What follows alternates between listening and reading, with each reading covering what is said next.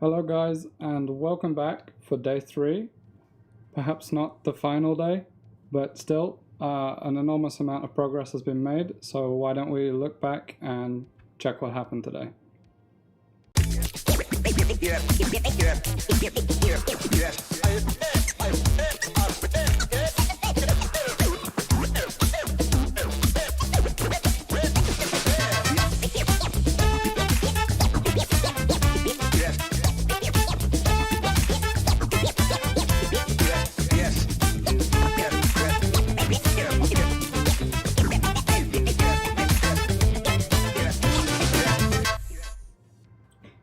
So, as you can see, a lot of time was spent doing everything that we should have done in day 2. Firstly, the pumps were assembled correctly, test fitted down into the bottom chamber, and then from there, once we had those in place, then the wires were cut to length, sleeving made for the pumps, and then I started to work through all the small stuff in the case. I've been spending a lot of time routing just the power cable from the switch at the front, and it runs across the case, along the back, through the I/O, and then back across the top to the motherboard, just so that I don't have to see it run behind the plexi. Another thing I did was repair the LED panel that's behind the Inwin and EK logos in the front of the case. I just had to attach one solder. I think I broke it when we were taking the case apart, and then I sleeved those back to the power supply. I made all of the lovely extension cables for every set of fans that we have. So there are 3 extensions, each from the female ATX connector that we added to the fans to the power supply auxiliary connector. They just go straight to 5 volts. So 3 of those, and then I neatened up the cabling on the fans because we didn't do the best job on the stream, if I'm honest. So tidied up everything on the radiators, and also made the 3 intake fans. These go on the inside of the fan grill and pressurize the radiator chamber, and also help some air get down past the pumps to the PSU. So, as well as all of that, I also had a little time to think about where all the other wiring is going to go and how the plumbing is going to go on the outside. So I've already connected from the distro plate down to the inlet of the first pump, and from the first pump it goes to the second, and then on the outlet of the second pump there's a T-piece with a drain valve. So if I take the power supply out, then I can get to the drain valve really easily on the inside, but you can't see it. And then from the T with the drain valve, it will go forwards to this front side radiator. Then we'll need to join the radiators together, and then from the back radiator back to the very top of the distro. So that's the first order of business for the stream today. I hope it goes smoothly. So we will be putting the extension cable on the front rad, putting the case down so I can, place it nicely without supporting the weight of the radiator. It's pretty heavy, and then we'll flip it over, make the tubing from the other side, and mount the radiator on the back side. Once all that's done, then we'll start playing with sleeving. I don't expect, unless you guys really get into sleeving, that we'll finish the 24 pin on today's stream. So okay, let me just check through who's here. Hi Joseph, hi Horst, Renovation, good to see you all back from yesterday, and TG there too. I'm not sure if I've broken the chat, which I can see here.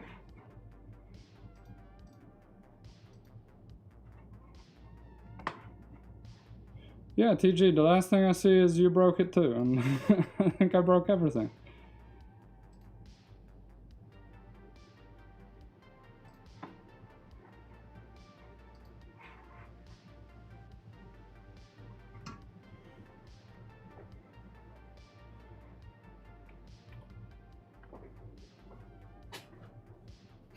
Hi, Sniff.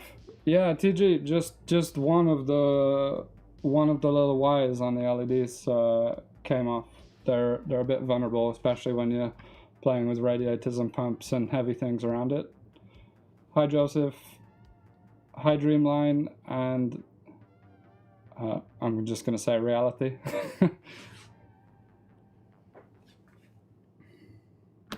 Mods 1965. Hi. This is gonna be a busy stream. Probably not much cables are gonna get done. So I guess the first thing for me to get inside is this set of fans.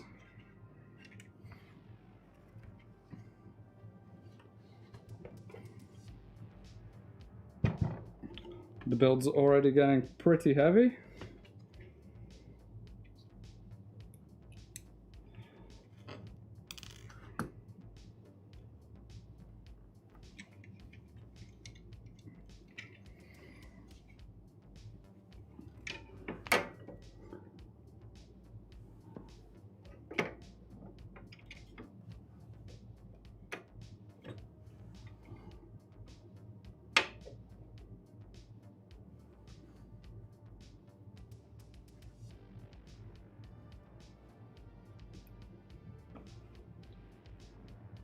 I think it's in the right place. I hope so.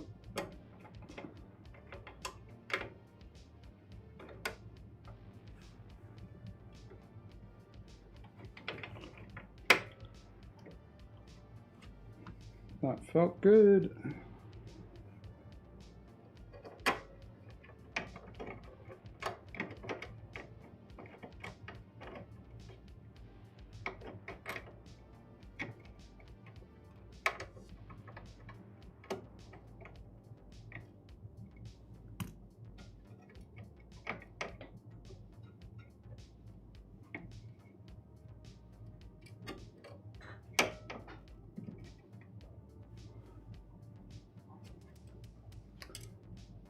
I can see it. Hopefully it starts this time.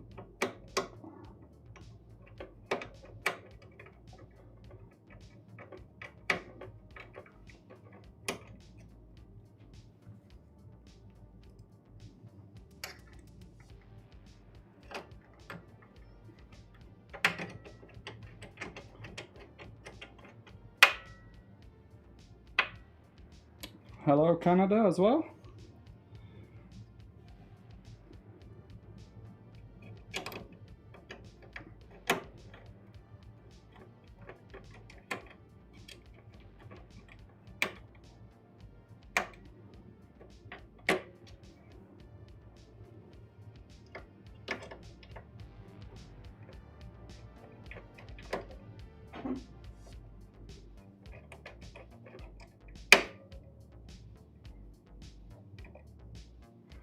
There we go. Make sure they're all tight because I don't think there's any reason these need to come out again.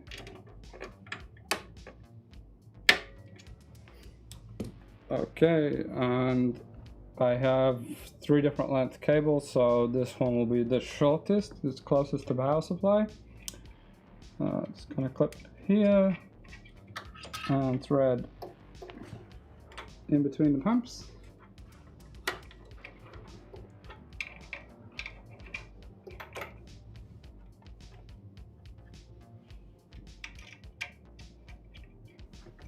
Maybe I have space to go under, will be a bit neater.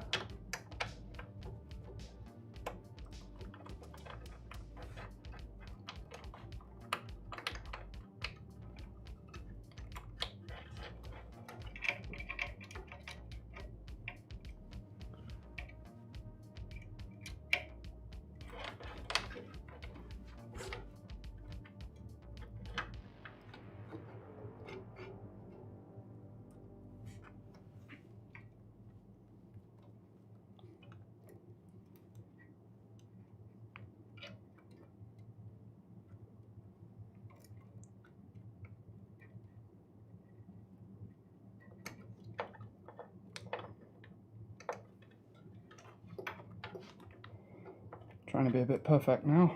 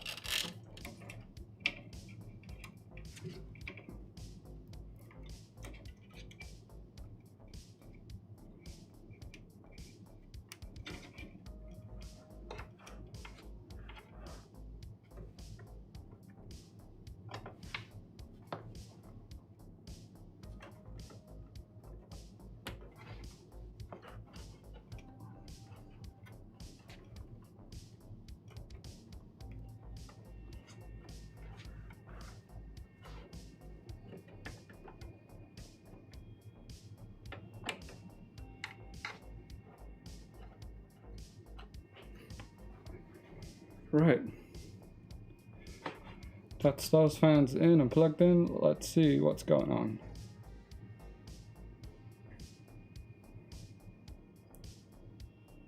Yep, Snap finally chose the turquoise. Not just because it matches the Makitas, I guess. I really wanted to do something a bit different, and blue was reminding me of the previous 909. So I'm quite enjoying seeing the turquoise. It looks really nice between the silver and the black. Now it's high contrast in a different way to the usual black-white. TG, you're gonna send us a pic when you do air only and magnitude just boils the water out of it.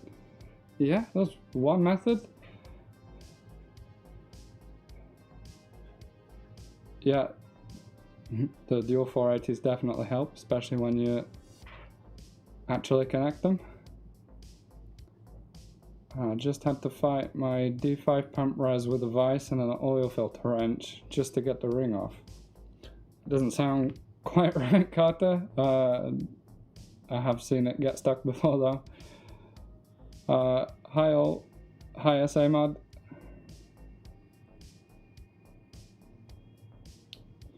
Host, do I understand correctly that the fans will just run at a static speed? Yeah, that's right. So they're just wired directly to 5 volts on the power supply, so they just barely spin at a really relaxed pace, and they will just run at that speed forever. It's preferred for me to have a huge radiator area and just a little bit of airflow through all of it than a small radiator with high airflow. So the net cooling potential is the same. So this is what I'd prefer to go with in a big case. And also in my ITX builds, I just run static speed the same.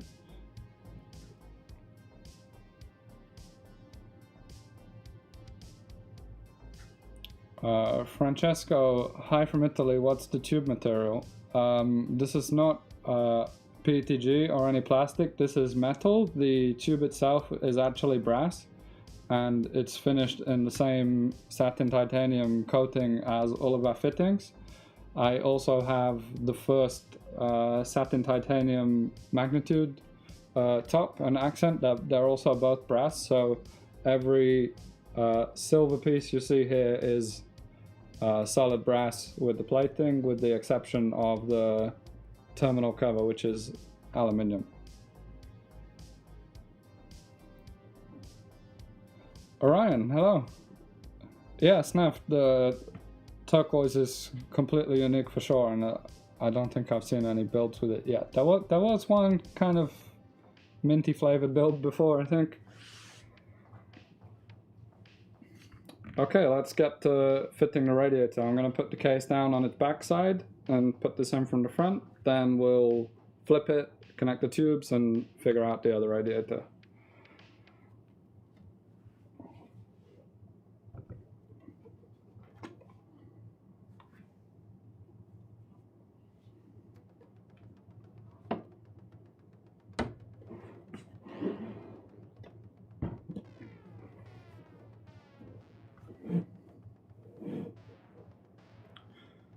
Okay, so with it like this, you can quite nicely see all of the cable work that's done so far, and these cables from the front panel, I have this tube attached already, ready to go to the radiator. I'll need to trim it, but it was much easier to get it in its fitting in here when it was outside of the build.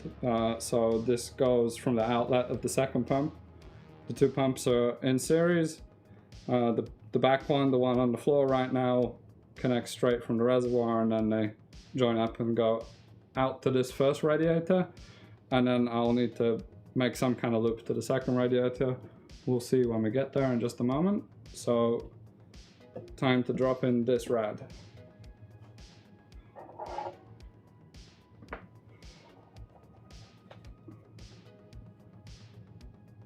I'm gonna connect the cable first, so it's definitely in there.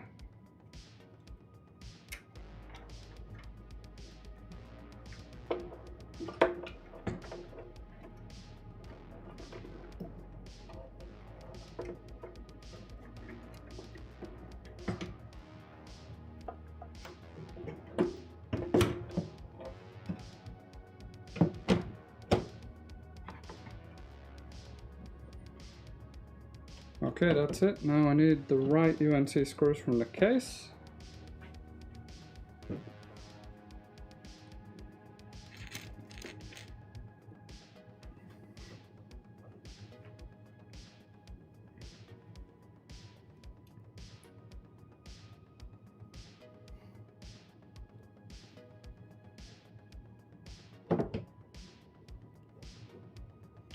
Thanks, host. I'm also really enjoying the setting.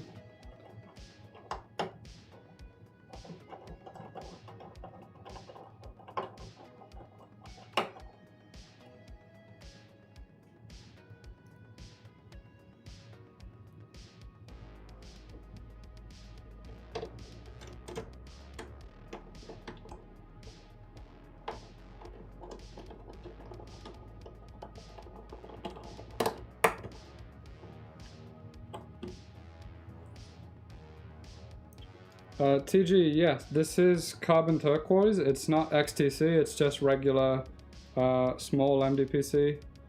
I do like XTC more. It's definitely easier to get it tighter, but I have like such a huge amount of sleeving already in small, and if I want to just mix in like one accent, I don't want to buy kind of all the grays and all the combination colors that I have in XTC again, so unless we get 100 meters of everything for the mudroom wall, then I don't think I'll be changing to XTC.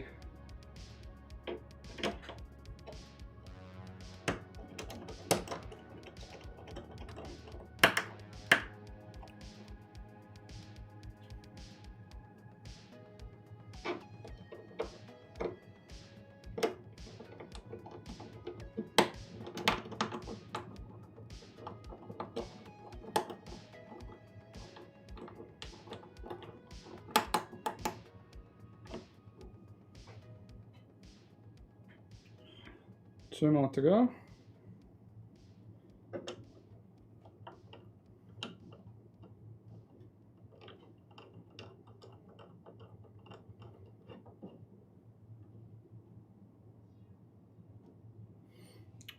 Host, interesting to see a question about how long it takes to design blocks. So the first block of a generation, we will have like the entire department working on it if necessary, everyone in tandem to get it ready and released as fast as possible. But the actual design time for the managing the channels and, you know, an update, say trying to make a Strix block from when we already have a reference, but both for the same GPU, is not that long, just a few days, but getting it from a design into serial production ready for everyone, that's what really takes the time.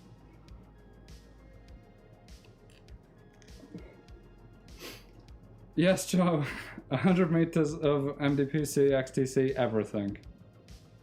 Yeah, Nils should be up here. I think we have enough MDPC tools out to summon him.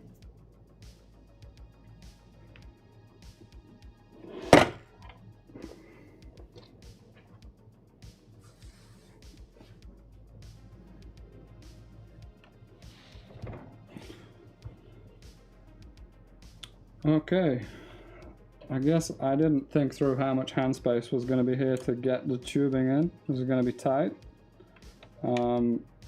Probably need the 45 for this one. Need to get this back down to the power supply as well.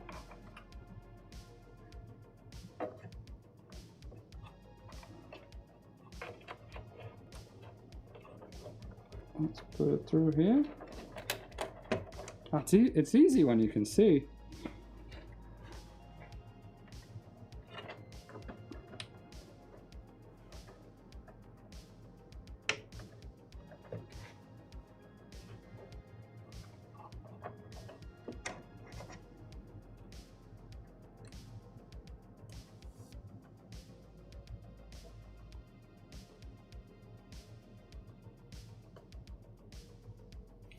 I'm going to bend these back a little bit now. I think I can see what happened when I was trying a radiator.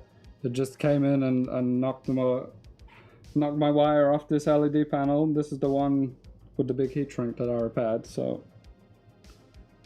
just making sure it has space to get behind. Yeah, now do it blindfolded, exactly. So this is where the tube is gonna go back to from the front radiator, so I need to figure out a way to join them up, and first join this up. I also need to be a bit careful because all the fan blades are standing forwards and I don't have any grills, that none of the wiring and none of the tubes get pushed into the fans.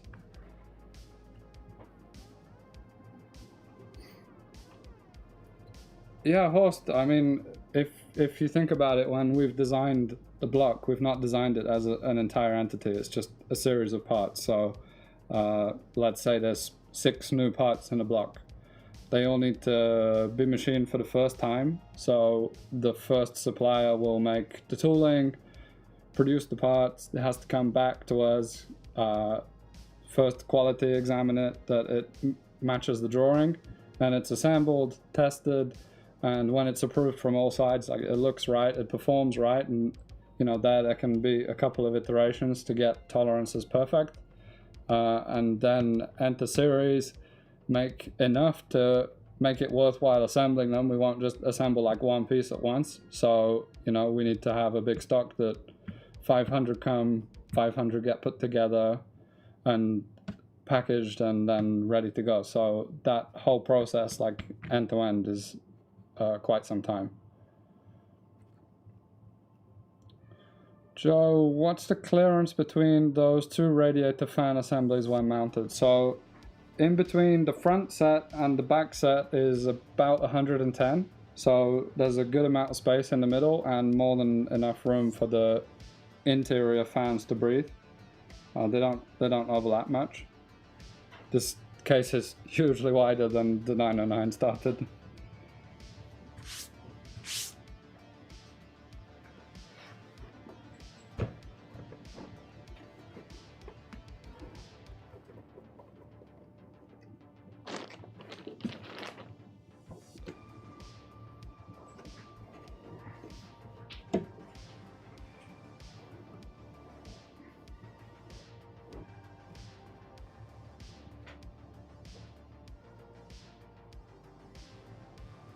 So first thing is to figure out where this tube goes.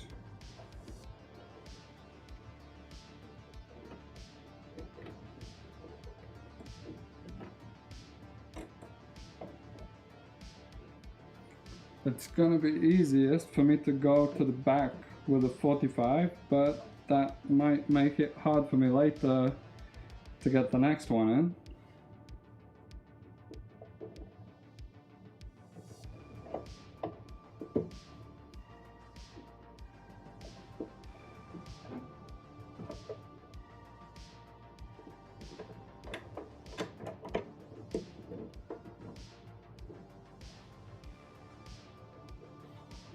Let's get the fitting and try.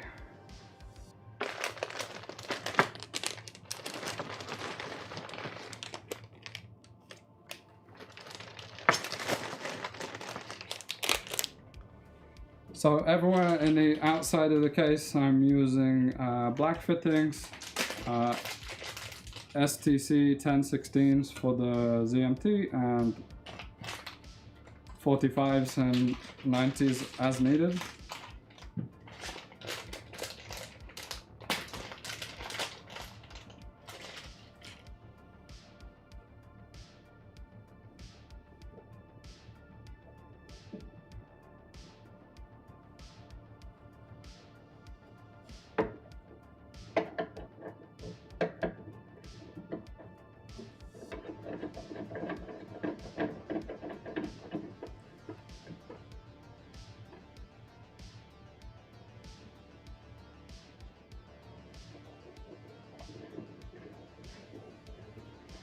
Amanda, regarding the blocks, do you get the 3D model of the AIB cards to design the block, or do you manually measure the part? So it's a mixture. We don't get everything from everybody, and sometimes we just don't get it fast enough, or the other way around, we don't get the real thing fast enough, and we have to just work from drawings or pictures. So to do everything that we do, we have to work in always, not just one.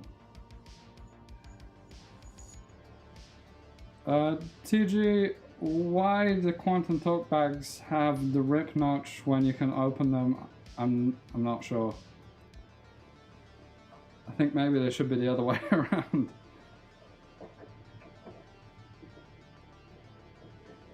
Hi Ben, we won't do a custom GPU block like the Founders for anything else probably. It's out there as its own unique piece, like it works for the Founders. If we tried to scale the exact design up to a Strix, it would probably be 8 kilos, so it could never be exactly the same, but that's not to say we don't have other special things planned for other special cards.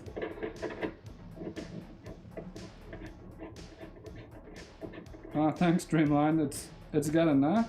As you can see, it takes some time to achieve this level of clean.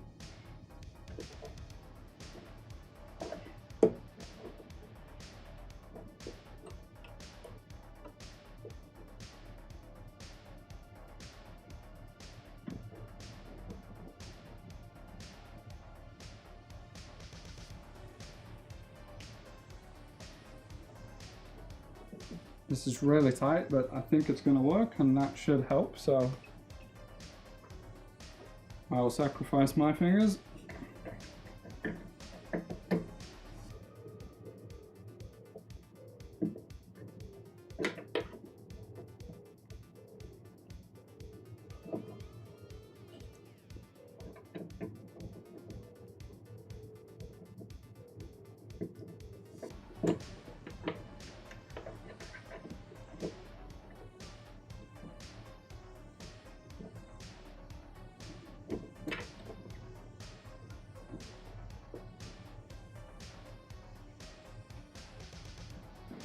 So now I'm thinking how I'm going to cut this in place, how long it needs to be. I don't want to go too short.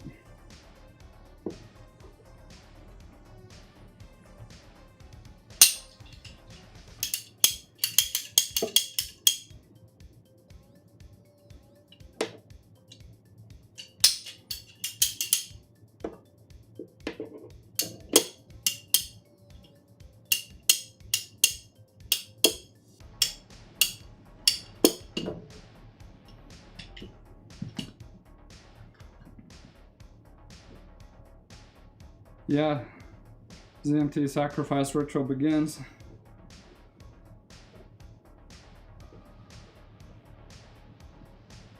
I'm feeling good. Let's get the ring on.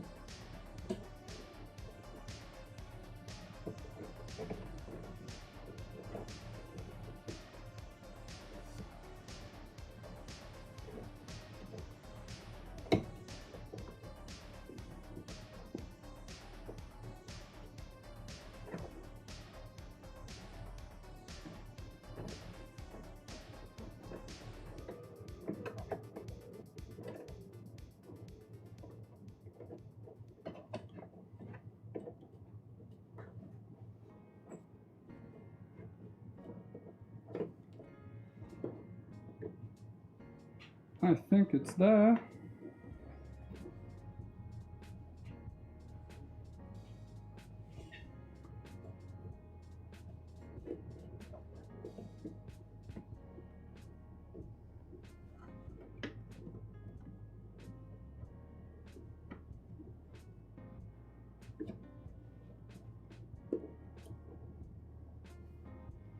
I don't know how well you can see it, but I got the tube on. The length's pretty nice. It's not like pushed the drain valve off on an odd direction. Now I just need to get the compression ring on, which is always a tough job, but definitely going to be a tough job here.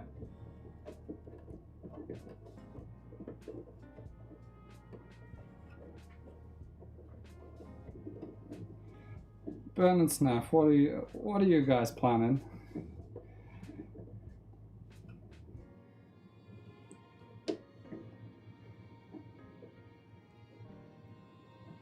The thing with like the Strix and the for the win is like the PCB is massively longer, and to put copper to the end like after the capacitors would just be hugely heavy.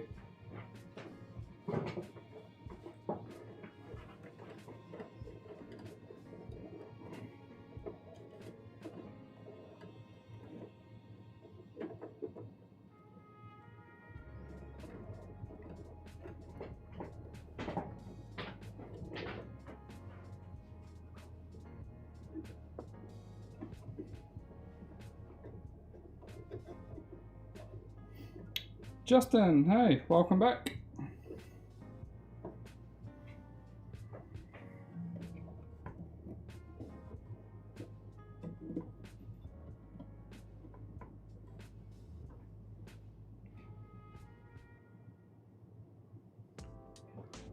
I'm really starting to wonder if this tube was too long.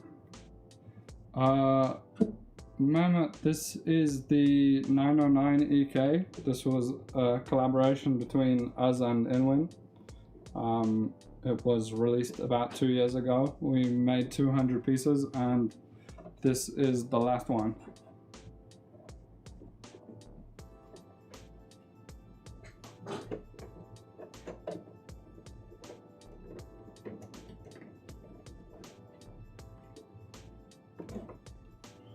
Bear with me while I defeat this fitting.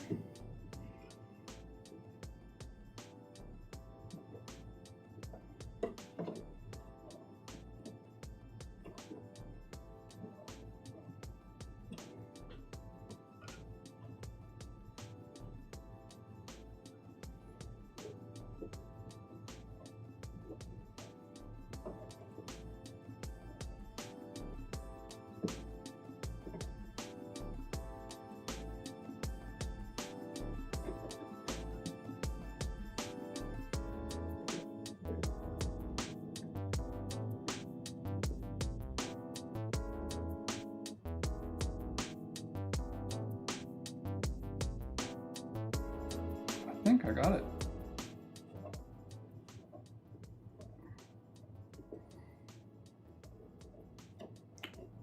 Yeah, thanks, AdMods.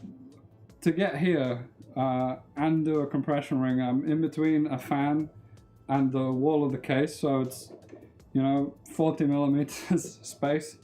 I can just get the end of a finger in and my thumb on the back side. I think I got a couple threads, but nice to be sure when it's getting shipped to the other side of the US.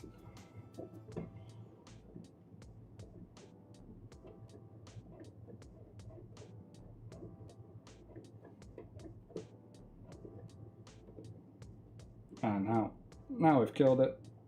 All good.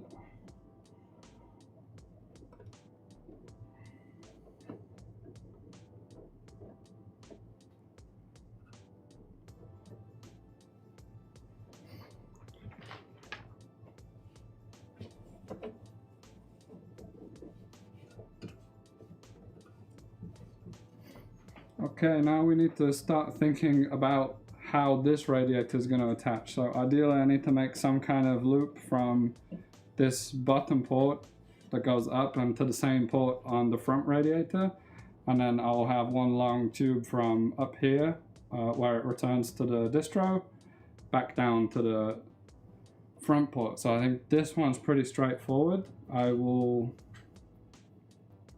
probably leave it with a curve coming from there, and then they also need to take care of these cables that they're not going to go inside a fan.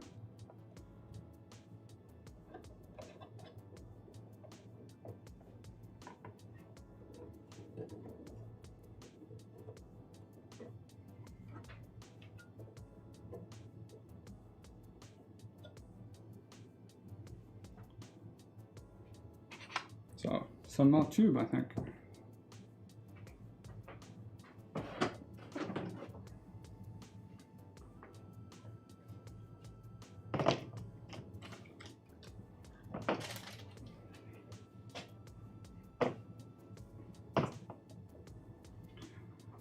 Any more fitting sizes planned for lignum?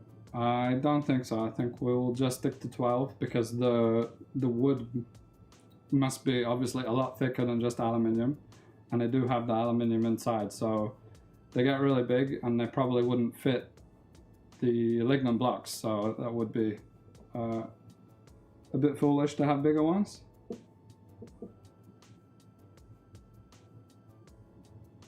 Yeah, Renovatio, hopefully we don't snap any O-rings. Actually, in the outside, there's not much to go wrong. It's just soft tubing and big old compression fittings.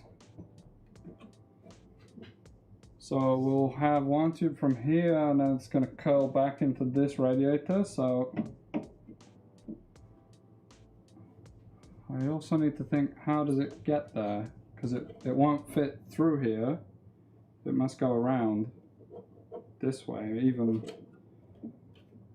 what did I do with my first 909?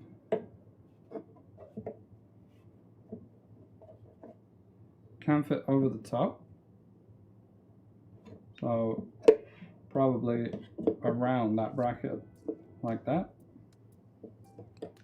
And down to the bottom. It's going to be something like this.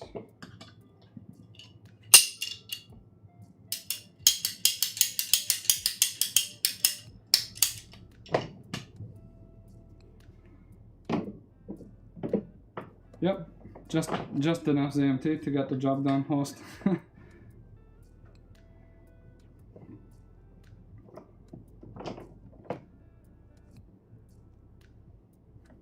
I really don't know what to think about this loop. If it's coming from there, but I need to keep it out of the fans.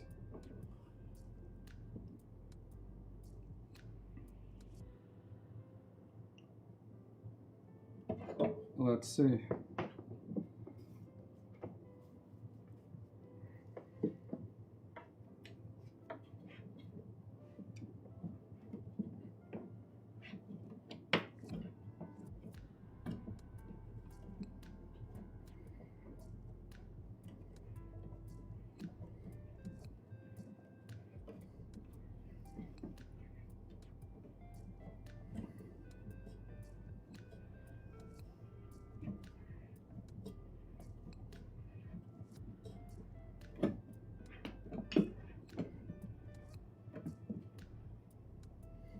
Ben, you do have to finish the Z tower, but you don't have enough GPUs in there. I think that's the issue.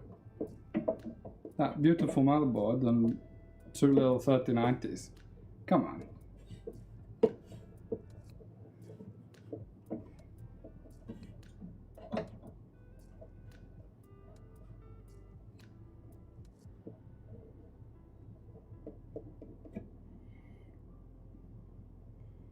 That seems to be the one.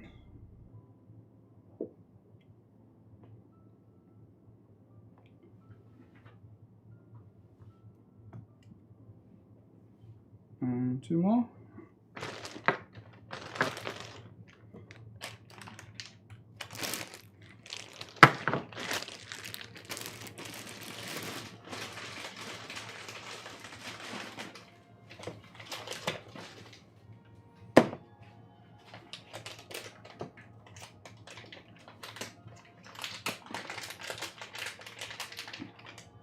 Horst, absolutely. Ben's Insta is looking great right now. Especially the Threadripper magnitude Ben.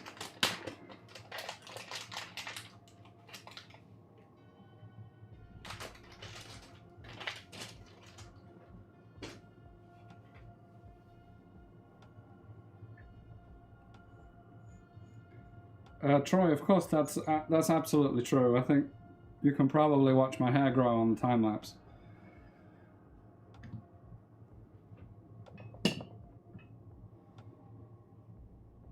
If I put this on the fitting,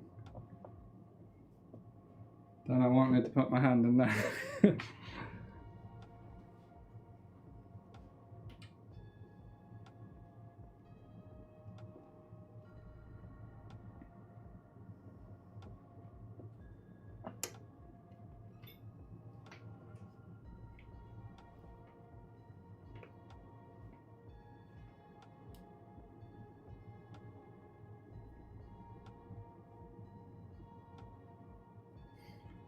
A host, absolutely. I kind of wanted a Threadripper board for this, but there's not so many Threadrippers that actually fit. The Extreme, which is really nice, but sadly they extended it at the bottom to get all 4 PCIe slots. So it's too big for the 909. It's the same story with the Zenith. They extended that at the top. So not much epic Threadripper stuff or TRX 40 stuff fits the 909, sadly.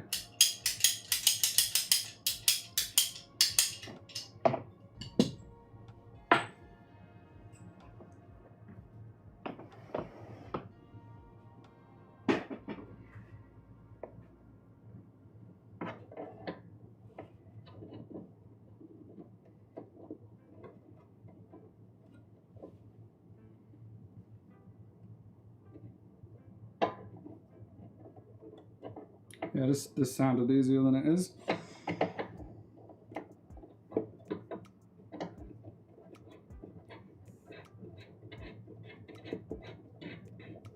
Great idea.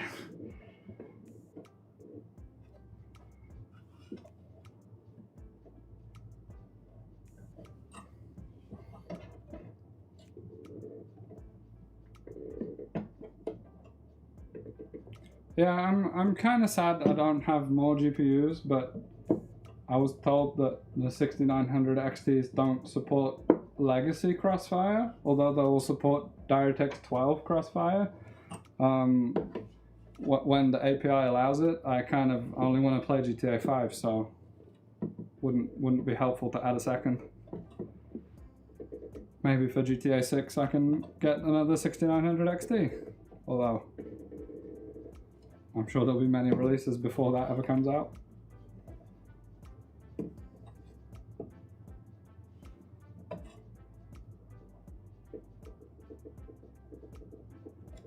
Right, that's tight. I think this is gonna work if the tube doesn't hit itself.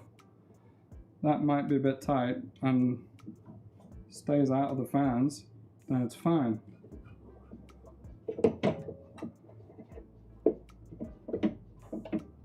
And that one stays out of these fans.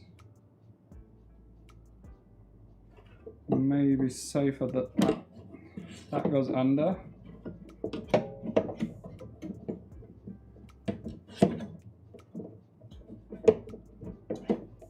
Something like that.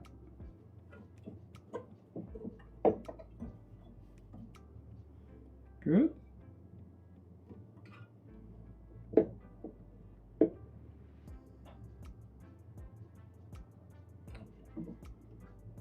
Maybe, yeah, now I think of it, I think I did this wrong. I think I should have this tube from here, and then when these two curve around, they're not going to bump into the back of each other, and I should have put a longer one there, and that's going to be really hard now.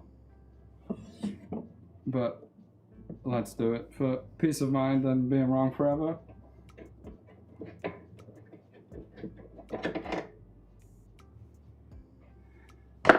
Yeah, Ozzy, definitely 10 more GTA 5s.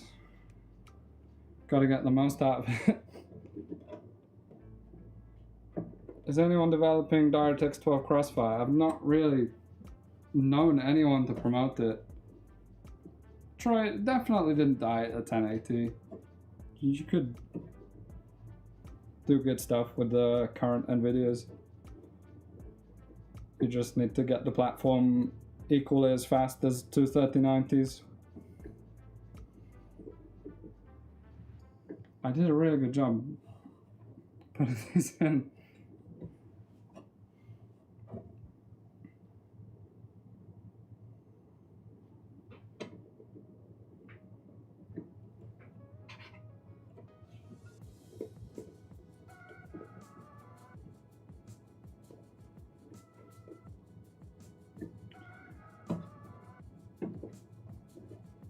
Every minute spent tightening this fitting, instant regret now.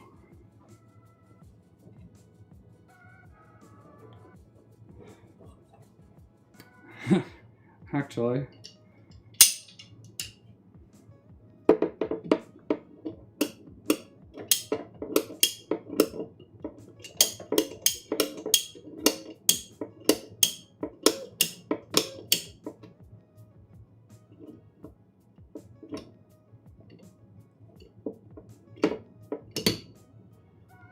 I didn't cut through any wires. Absolute win.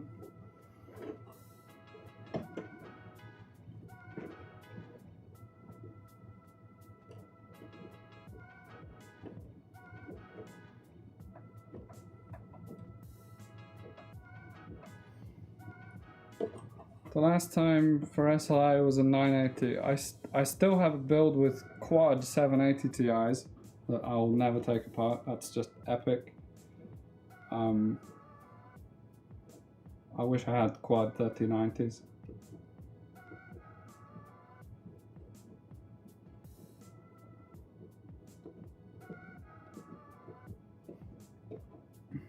Ben knows the way. 7 GPUs for you, Ben. 10 minutes later doing cables. I think you mean 10 hours later doing cables. In 10 minutes we'll still be on this tube.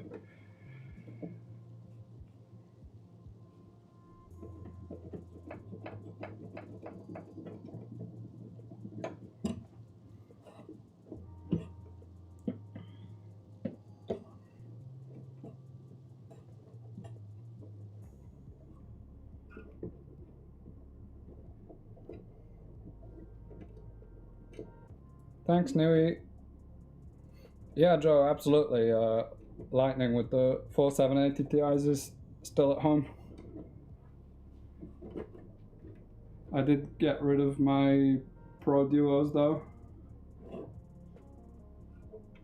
I thought miners would love them, but didn't manage to succeed. Yep, still in the UK, Joe, so leave it there, please. You're in Wales, you need to stay there.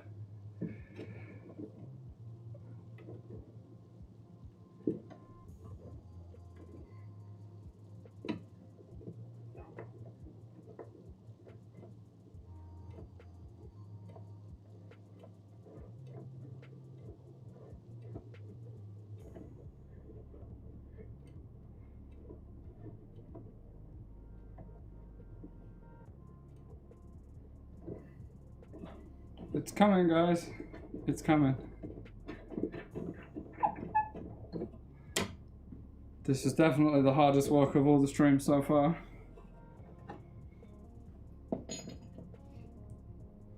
Now you know why I did the brass tubing off camera.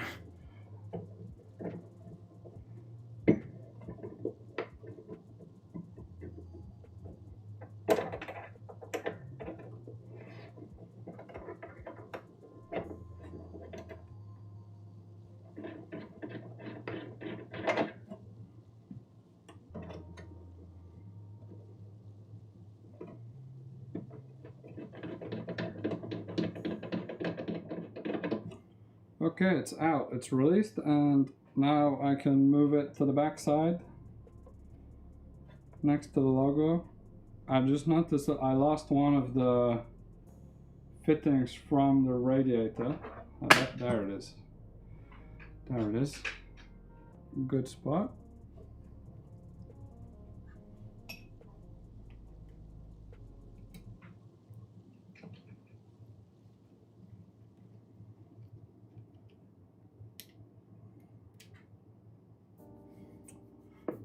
Hi, Nick.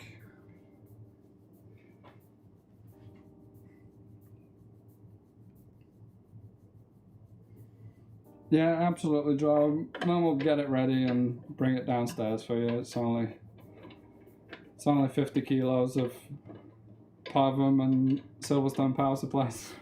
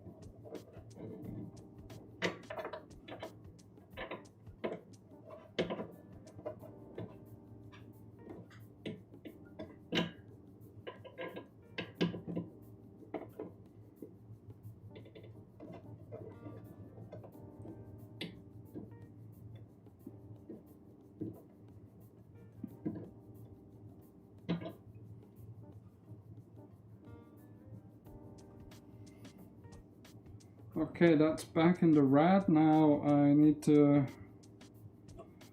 make another little tube for here, put the rotary back in.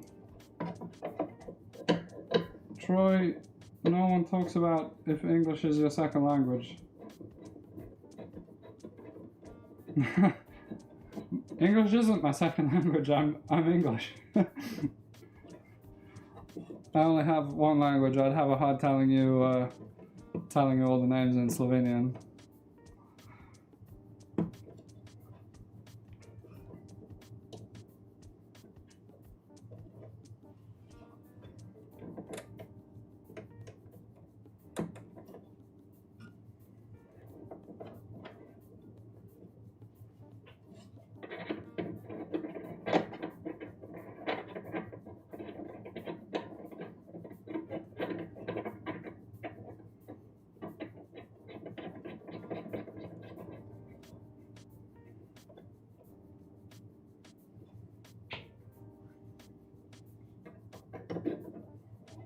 So we were wondering earlier, if we ever finish this build, would you guys like to see more builds from us? Or any other kind of content from the space?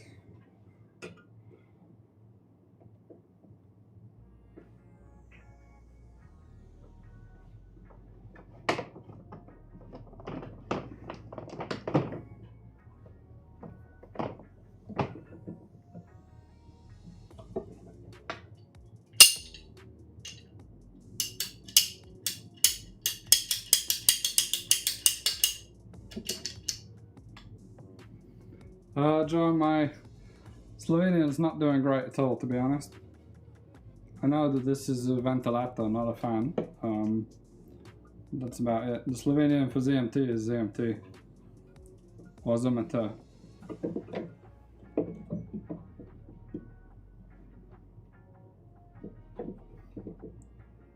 Aussie, I don't think Robey is that common a name, but it's also not exceptionally rare. There are a few families around the UK, for sure.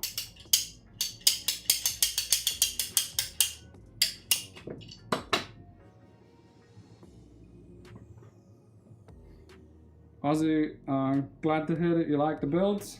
And Joe, absolutely, tube bending will certainly come, especially, I mean, it's unusual to have a build without any bent tubing in.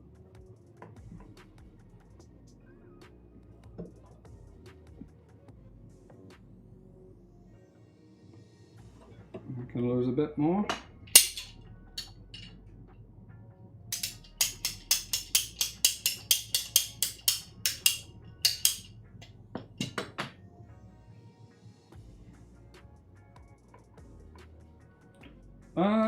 Honestly, I'm not sure what tube cutter this is.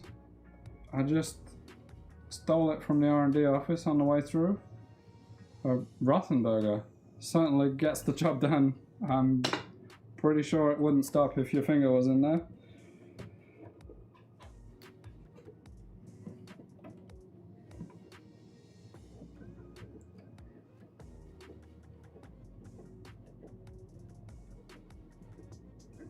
Troy, my wish is that every GPU block you make comes with instructional videos. EVGA cards, MSI, ROG, a nightmare to work without the iFixit. Yeah, absolutely. That's also why we have the iFixit, and we are working to make videos. I think the first one will be for the Founders Edition, because that's by far the most complicated to disassemble.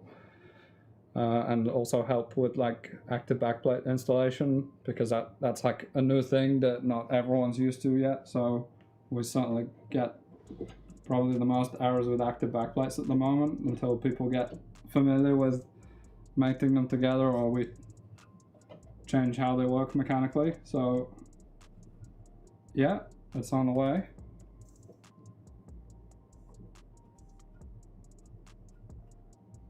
Thanks, Justin. We can have more of me, and we can find a Robert and get him on here too.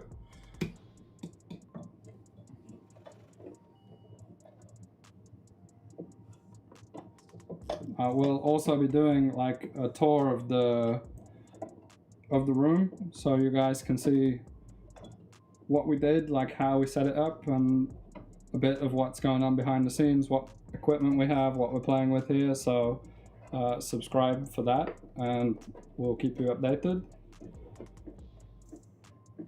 A live stream from a FluidWorks rig. Yeah, that would be nice. I actually got a FluidWorks rig for my work, so maybe we can have a stream from my desk one day. And you can watch designing some blocks. Miguel, I have ever heard users comment that it's not good to mix soft tube with HD acrylic or PETG. Is that true? Firstly, like ZMT is the friendliest soft material out there, so you can trust it alongside anything. And it's definitely an urban myth, because nobody would say don't mix it with plexi blocks, and acrylic tube is the same material as the blocks, so I think there's no truth to that. You could potentially run into problems with PETG and clear tube. They both have plasticizers, so that can be an issue, but again, high quality tubing in both cases, that shouldn't be an issue. Joe, do you think we'll ever get pre-cut or even pre-applied thermal pads? Yeah, it definitely will come, because it's not only kinder to you, but it's kinder to us. We will consume less thermal pads, and the block can be packaged much nicer, would be a better unboxing experience. So yeah, it's something we won't firmly stick to non pre-cut forever.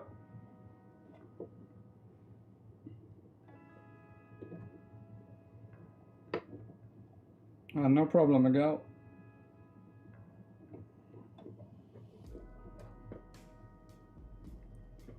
Jin, I'm glad you're enjoying the view of the distro plate while I wrestle with these compression fittings. I think the first time I built in the 909, I had really long tubes, so I could do what I'm doing with the front radiator on both sides, but I don't know, I think this works.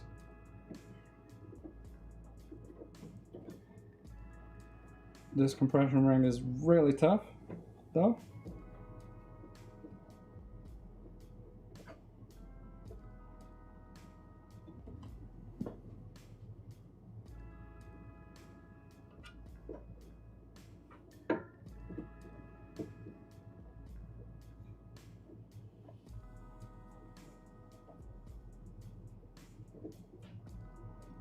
Is sleeved ZMT common to do it yourself, or does it stay OEM? It's actually quite tricky to get sleeve tubing inside a compression fitting. I've tried it with both soft tubing and hard tubing. I've not had much success so far in making something repeatable. The compression ring tends to grab the sleeving and then just destroy the end, and I've not found like a reliable and safe way. So the best way you can have sleeve tubing is with a barb and with either a clamp, hose clamp, or something around the outside of the sleeving that doesn't spin, so you don't grab it. But you could do it.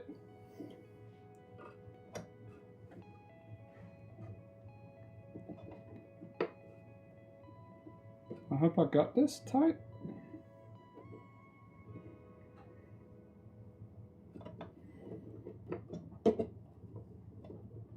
Okay, now I just need to put the long one back.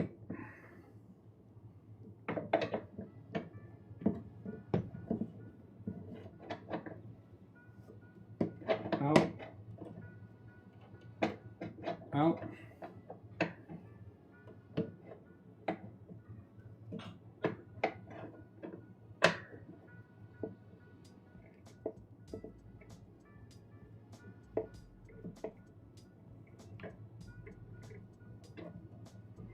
is now even harder than last time because it's underneath the tube, but we did it.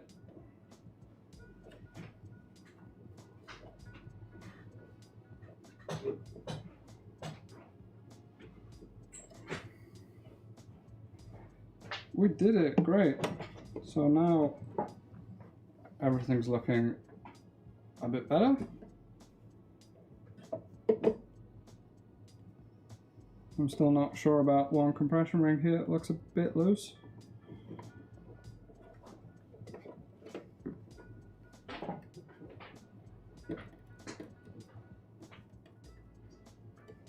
Is 909EK ever coming back?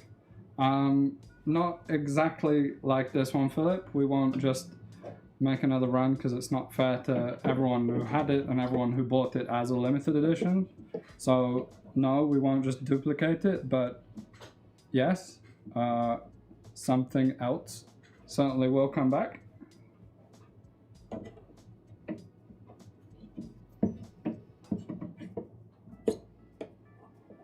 There we go. So we have this one here and this one here. Now they won't back into each other. They should be much less likely to go into any of the fans, much less likely to trap each other. So I'm quite pleased with that. We just need to get the radiator here and get those all tightened up.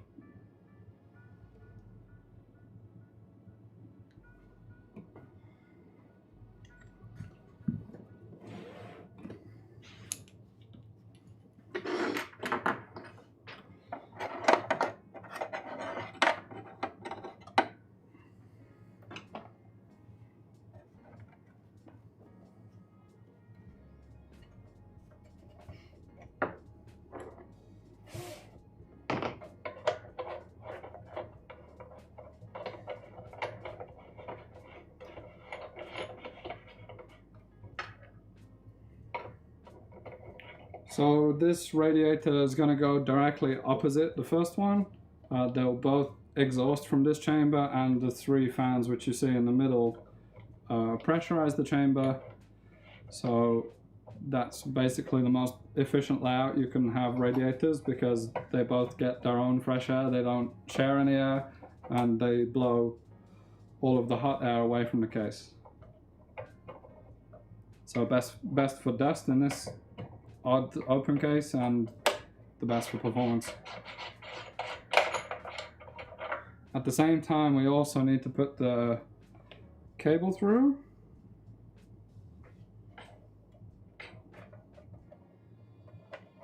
So this is going to be a little bit tricky. I think the best thing would be if I put something on here.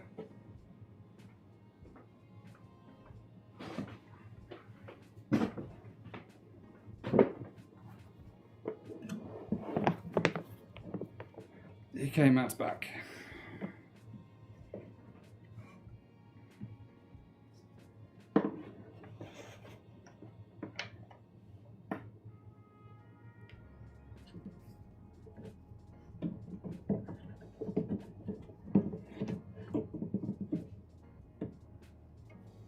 So if this one's going to flip, this one is going here.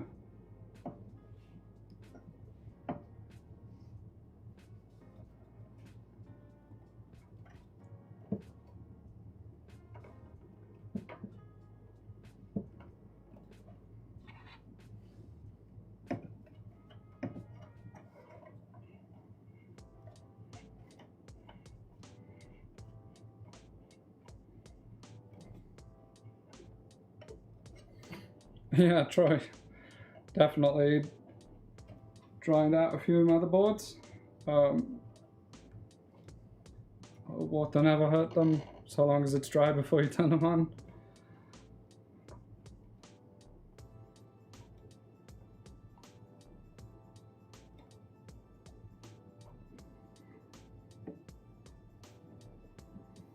So how do I need to cross these tubes over?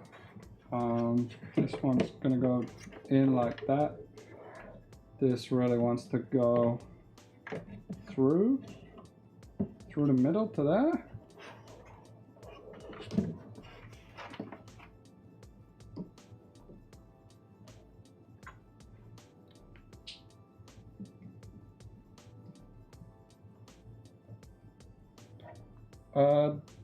David Dorney, the Epic block from a Fluid Gaming rig is aluminium. Sorry, not Fluid Gaming, that will be from Fluid Works. They're aluminium, so you want a normal STR4 block from the quantum line, either the velocity or the magnitude. The magnitude was developed specifically for the 8-die 3000 series Threadrippers, so it will be absolutely perfect for the Epics too. I think that's the right choice, really.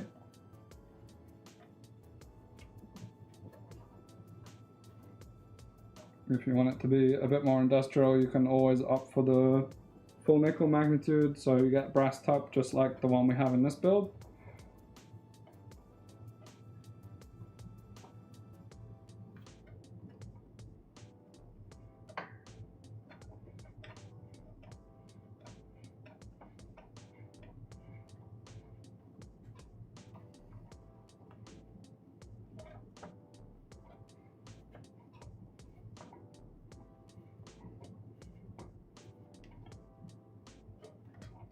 We have another tight one.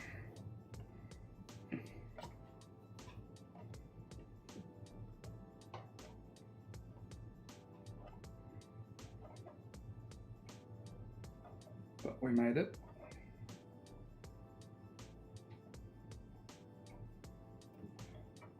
The good news is my fingers will be completely numb when it comes to sleeving, so I'll feel no pain.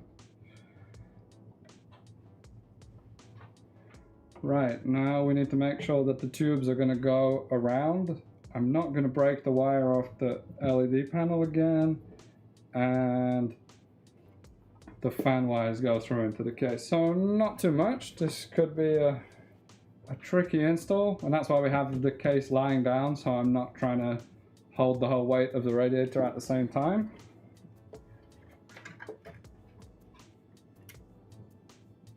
So I'll make a route for the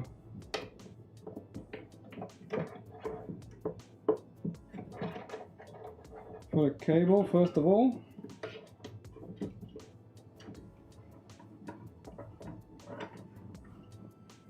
Okay, so cable's in. That should be absolutely fine. When the radiator pushes down, it should go through.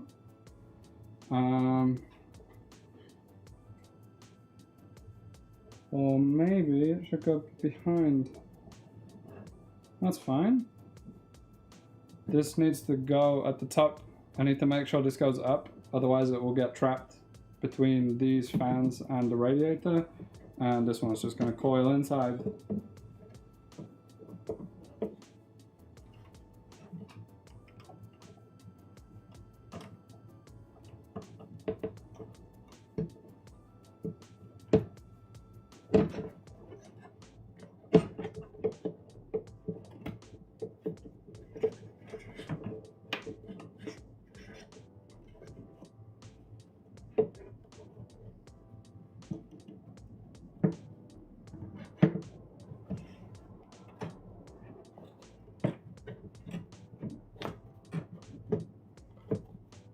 I can see I'm just like pinching the top fitting, and that's what's keeping it out.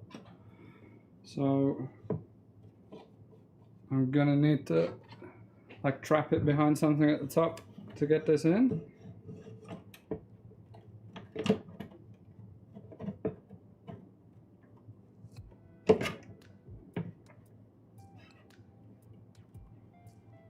Oh, it's this tube up here causing the problem. It just needs to stay back there. If I can trap it above those fans, it should all be fine. The cables are still in a good place. Ah, it's found its way back.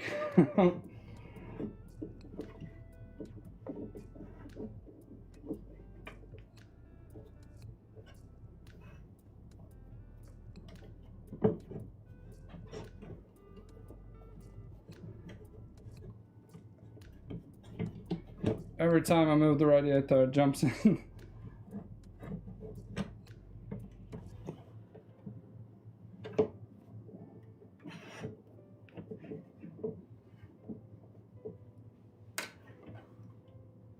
Maybe the second tube is pushing it. Let's try behind. Or maybe I just need a longer pipe.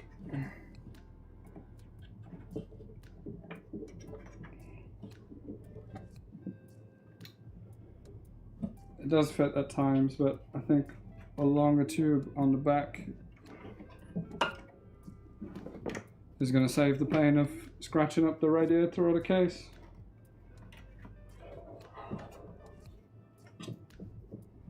So let's swap this one out.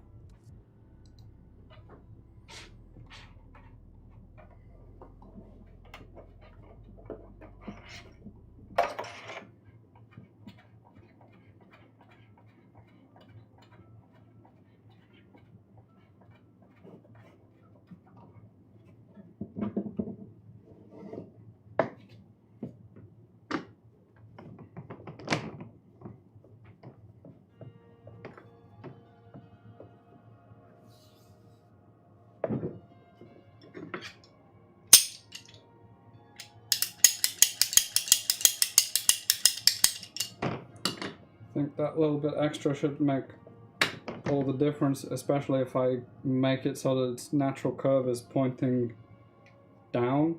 It will help to keep it in place there.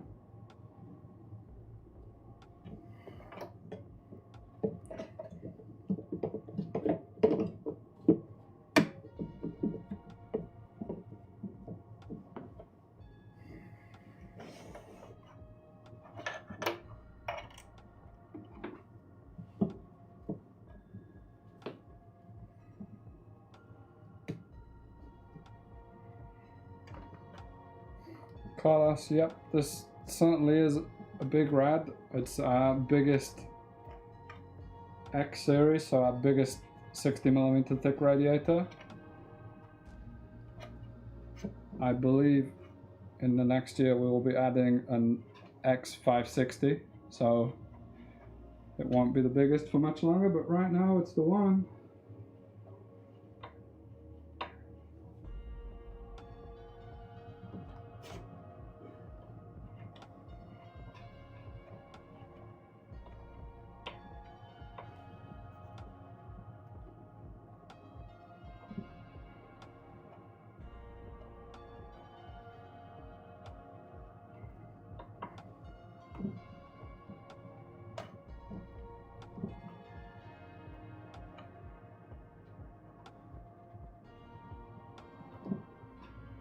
Troy, there's no better company for form function than EK. That's great to hear.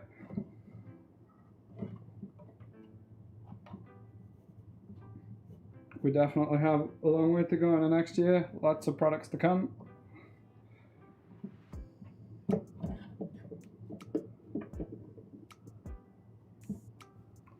Let's try this again.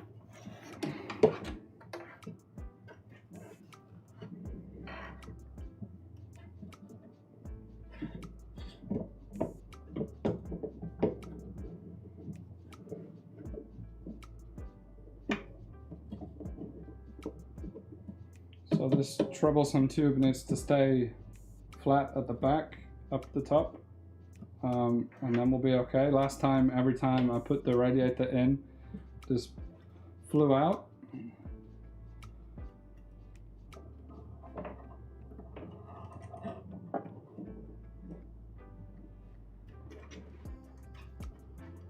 wires need to go inside. Yes, that's looking good.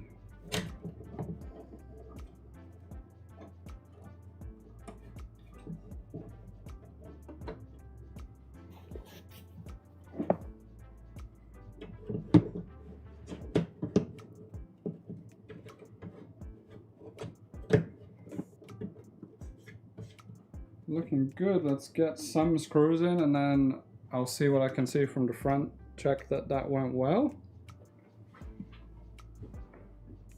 Some of these little guys.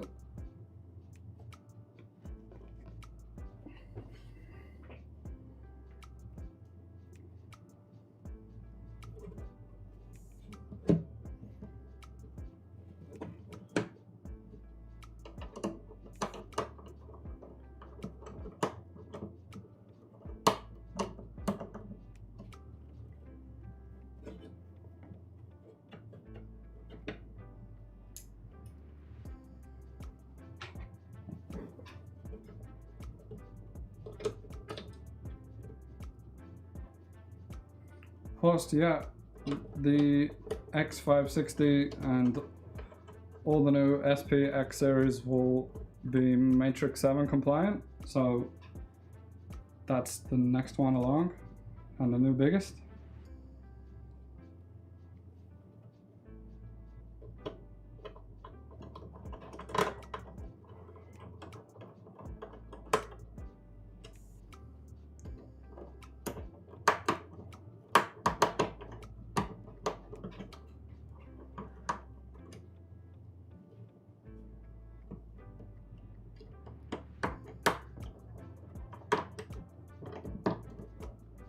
This one's been just a little bit tricky because with all the stuff in the case it flexes just a little bit, and on the first go it kind of pulled it cross-threaded, so I just need to be a bit more careful.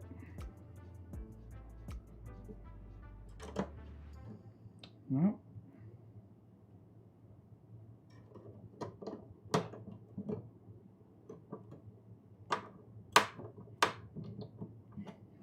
Not quite, somehow.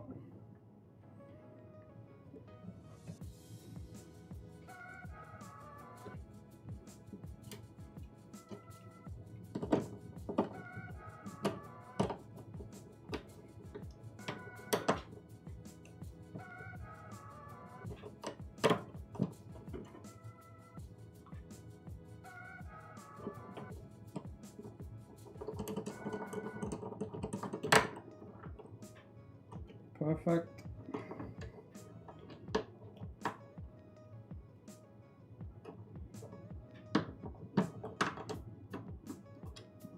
Yep, absolutely. I've been tightening fittings for most of the stream.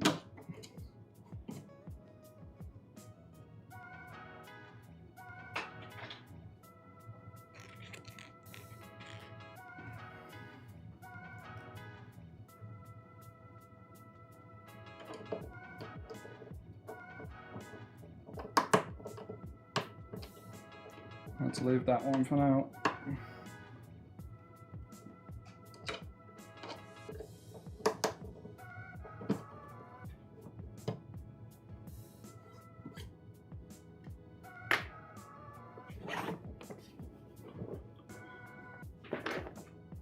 So I need to try and figure out what happened with the tubes and check the best I can that they're not blocking anything.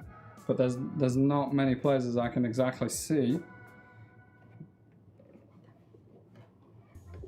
Now it's properly heavy.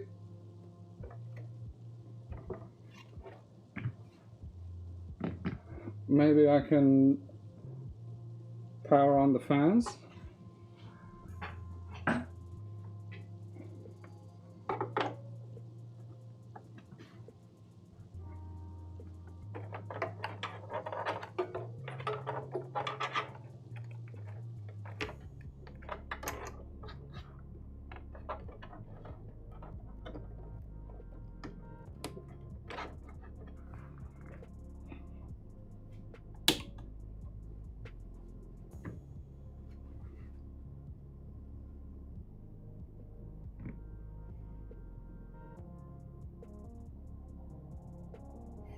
Okay, so the front three are fine.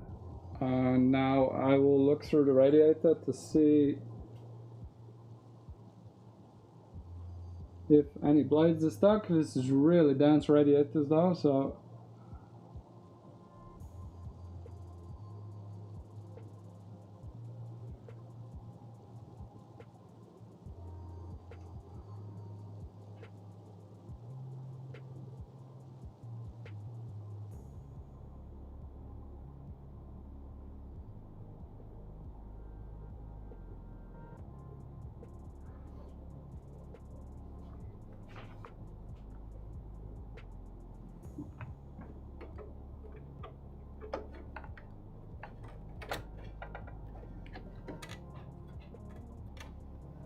okay, so one fan has got trapped at the front. So I need to try and figure out which tube trapped it. That one.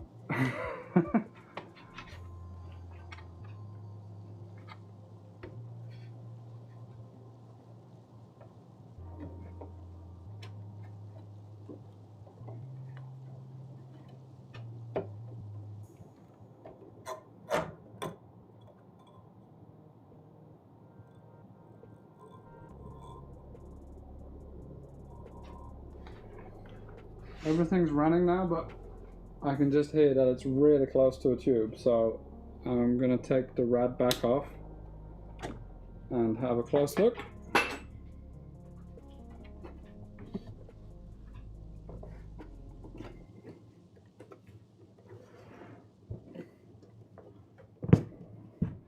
I've also lost you guys, so let me bring you back.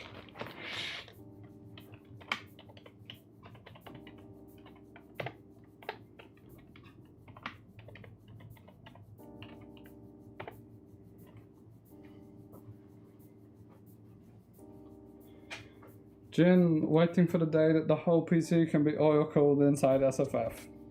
I mean, it's today. You can do it if you want. If you want to oil all your hardware. People were doing it a long time ago, but I think the daily practicalities of having a PC full of oil don't quite work out. Certainly much, much heavier. The Hawaiian, hello.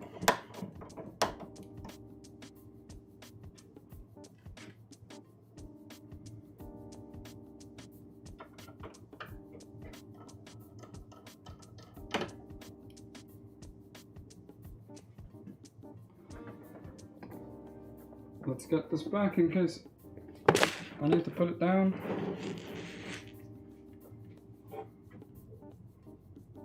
And I can take a peek at what happened.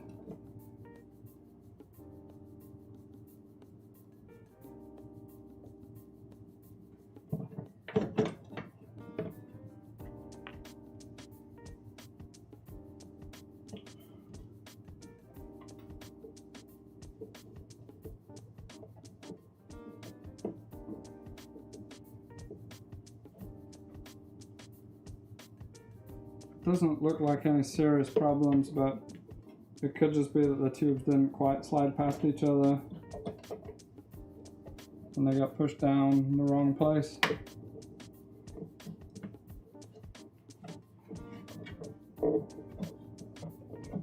Yeah, Justin, absolutely might be smart to use fan covers. In general, like the fan frame keeps it out, but it's not perfect, so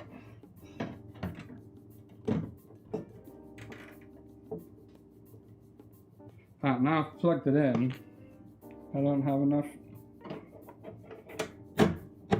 space.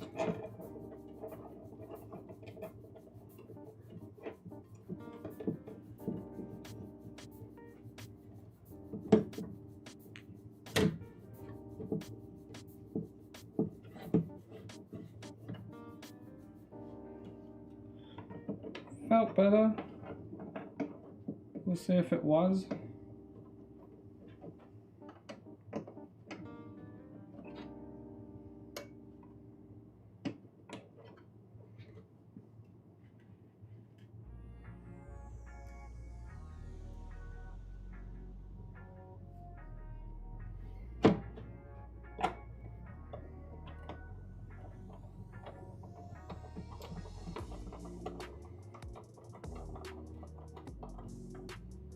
I'm not Jake, but hi Gulliver.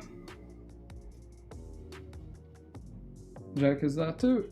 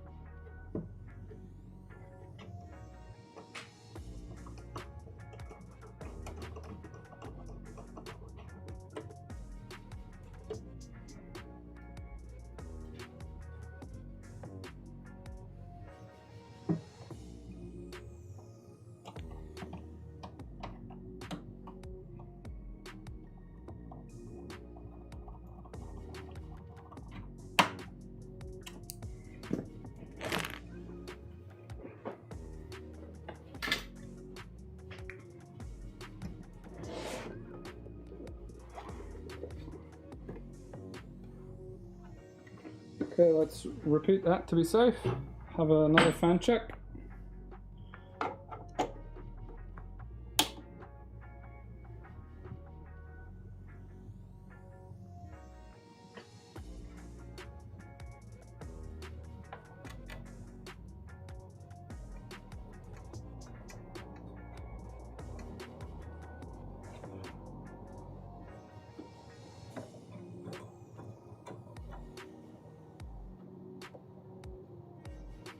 Well, I definitely made that worse.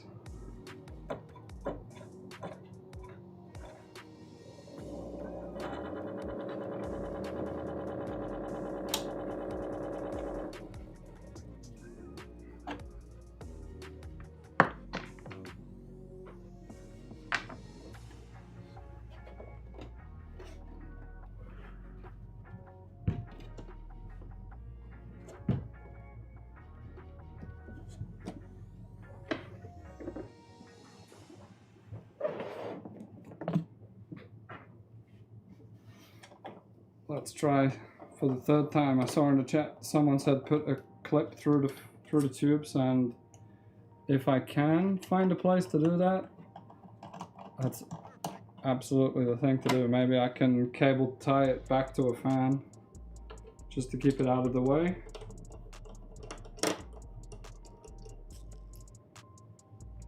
And I must unplug the wire.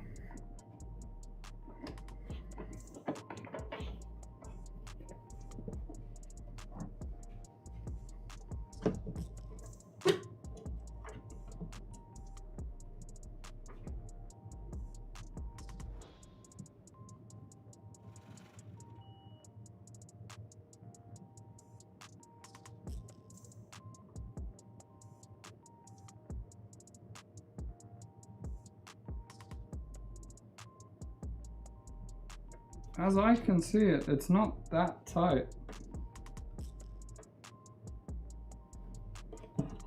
But I certainly feel it when it goes together.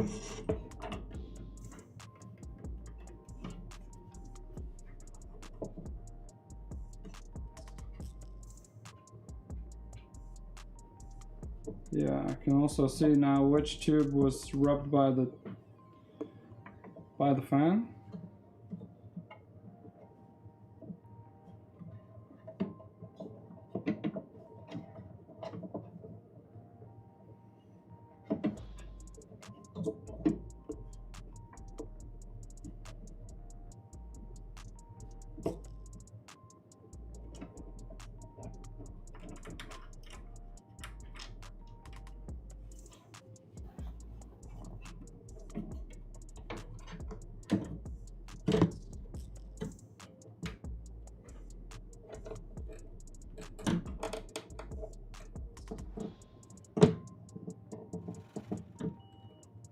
Nope.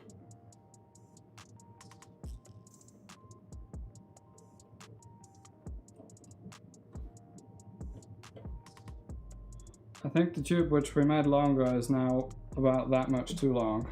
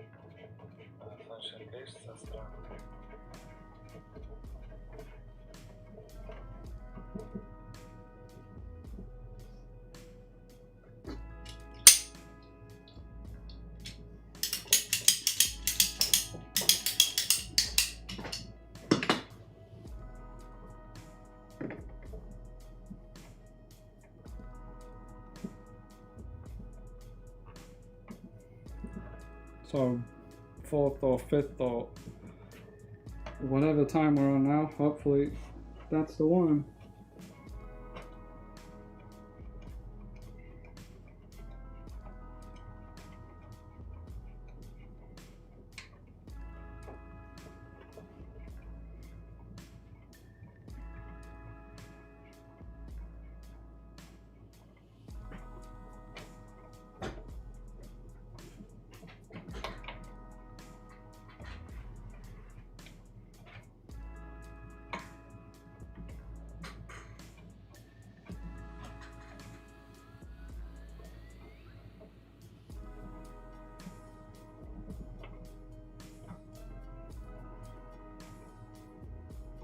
Okay, so let's hope we just reached the middle ground now where it's long enough that it stays up there and short enough that it doesn't get stuck in the fan.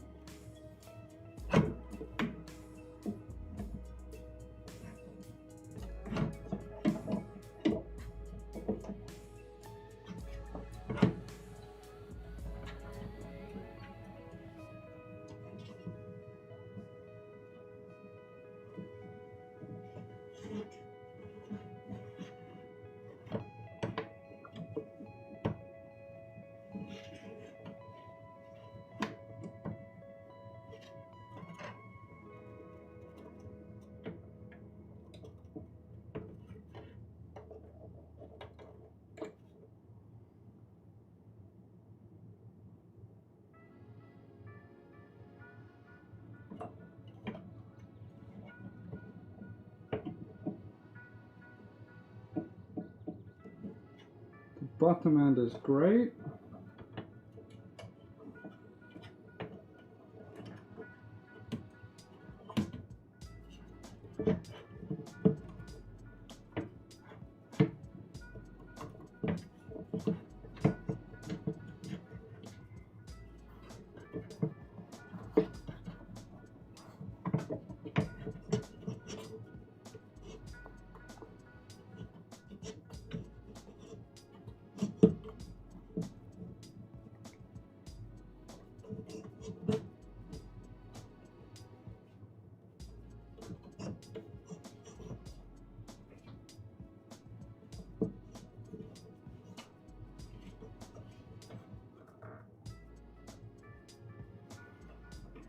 Top end has a tube trapped, which I think I can push out of the way.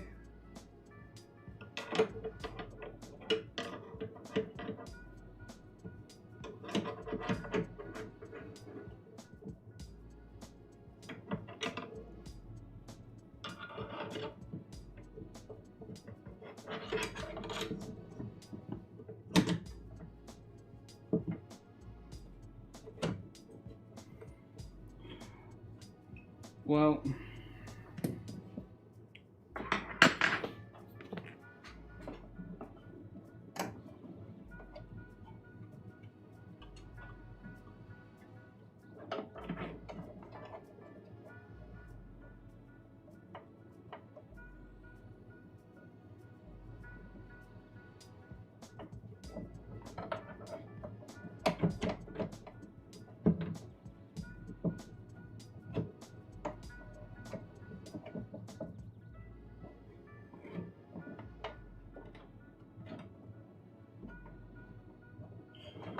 seems all good.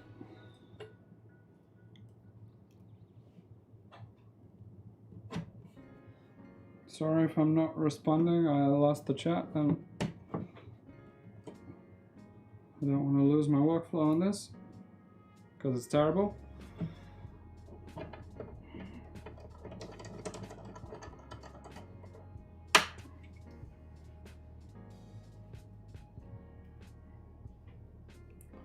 So when this is in and I'm happy that the fans are all free and there's not going to be a cable fall somewhere dangerous, then we will make the first cable for the build, and I think it will be the easiest one, the EPS for the motherboard. It's just one 8-pin EPS on this board, so that should be nice to finish our week of streaming.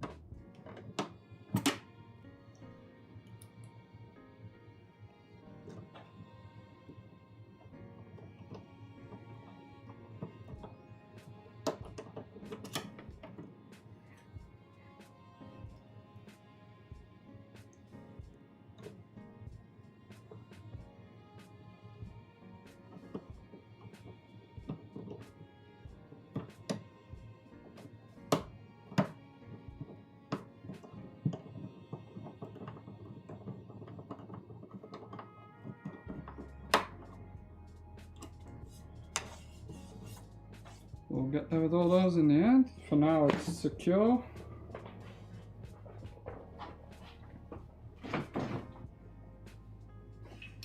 So let's try it out, hopefully for the last time.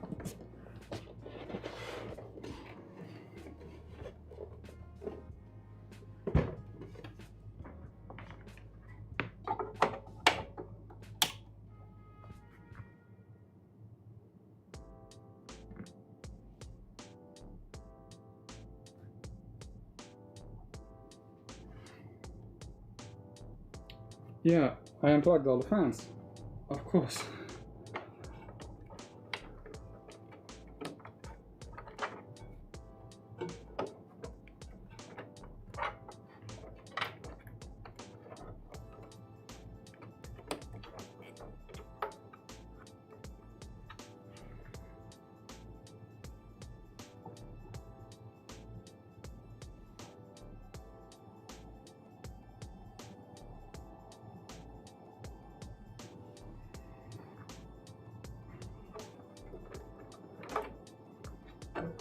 I seem to have mixed up one of my wires.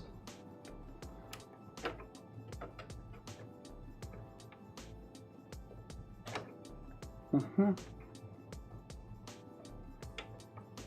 just thought that the front panel LED from the InWin logo was for the fans, so I plugged back the wrong one. Now I have all four. I'm paying close attention that I don't plug in the pumps when they don't have coolant. So here we go. All three of the interior fans are good.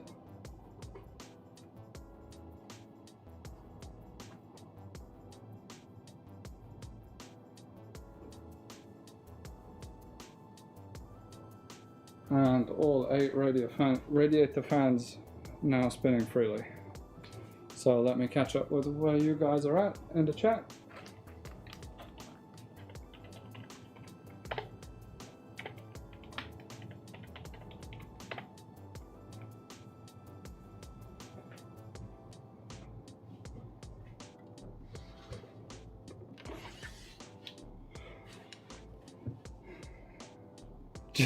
Just the wub. Yep, wub's gone now. Troy, the best thing about this series is you get to see that even the people who do this for a living do a lot of trial and error. Yeah, I mean, exactly like that. If it's just one build, then I prefer to have a bit more of an experimental process so I can get everything just as perfect as possible.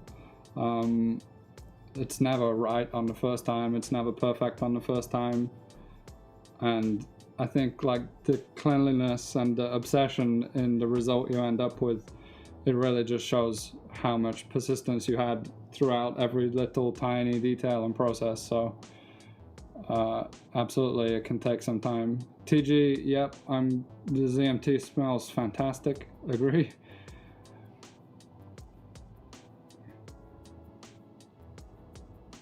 yeah, renovation, exactly. I think everyone has some kind of problem first time around. I think the only exception is if you kind of master the system and then you repeat the same format, but that's just not fun, like unless it's for production.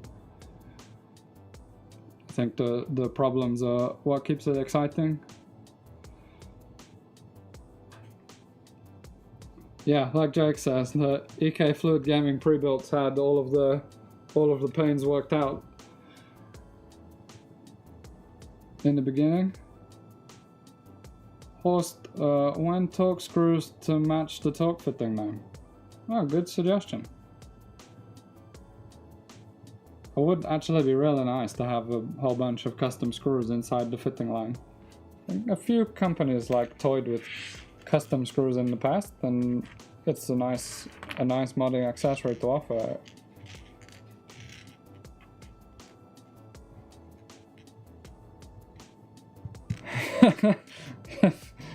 If someone builds it for Jake, it's good enough. It sounds right. Thanks, Justin. Glad you're loving it, and that must mean it's time for cables. So the first one we will make is the EPS down here on the bottom of the motherboard. So the case has these cable management plates which split in half, and they allow you to basically have a perfect fit around the cables everywhere it passes through the case without having to make the cables in place. So this was something that I did on the very first 909 mod. Like, I drilled a hole for every wire and then painstakingly made all the cables in place, but that's not something that 200 people can do, so this was really the ultimate solution to get the same look.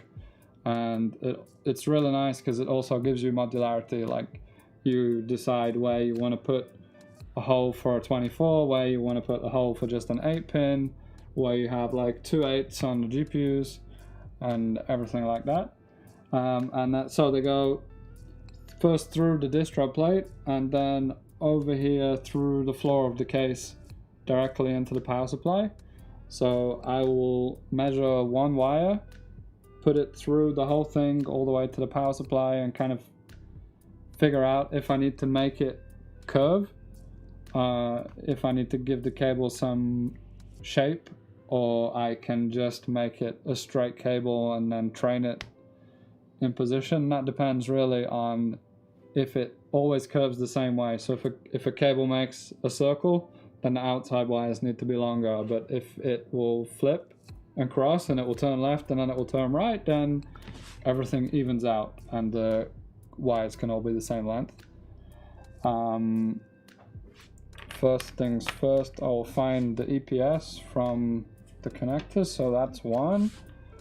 EPS is symmetrical. This one's PCIe, PCIe, PCIe, PCIe, and here's the second EPS. So I like to put them in place on both ends so I know where I'm working. I need to pay attention where pin 1 is. Here it's top left is pin 1, so 1, 2, 3, 4, 5, 6, 7, 8. And then I know on the PSU that it will be this way, if I remember rightly. So it's roughly in the middle of the power supply down there, and pin 1 is furthest forward. So it looks as though pin 1 will be the longest cable, but because on EPS all 4 wires in a row are the same function, so there are 4 grounds and 4 plus 12 volts, it's okay if pin 1 goes to pin 4 and pin 4 goes to pin 1 on the top row, so long as 1, 2, 3, 4 go to 1, 2, 3, and 4, there won't be any difference electrically. So I can make them all the same length and just run from opposite ends. So time to get this one down there and measure the ideal wire length.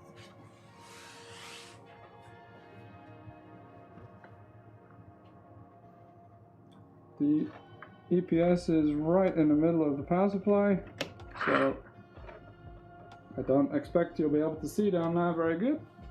You can see me.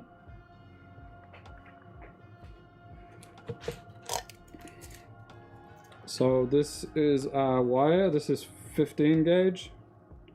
All the sleeving supplies we have here are from MDPC, and their wire is with a really thin insulation, so the even though it's 15 gauge, it's not a massive diameter, and it suits their sleeving really well. So you end up with the right diameter when the sleeve is on, and it will fit these grooves, which are cut really perfectly. So definitely the best choice.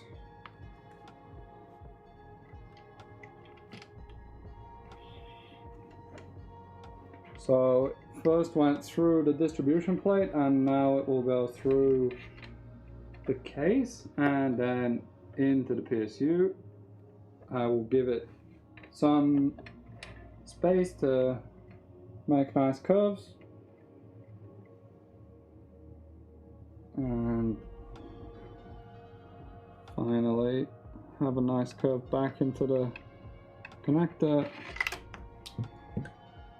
That's the length that I'm looking for.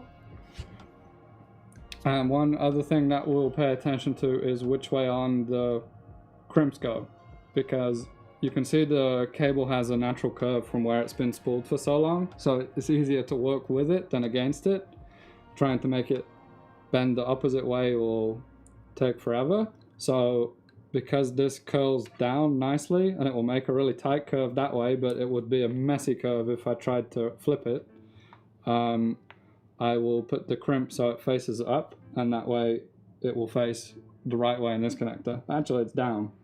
I forgot the case is inverted, so yeah, these will need to face down. And on the PSU side, it will flip around, and these guys will face up. So time to cut 7 more.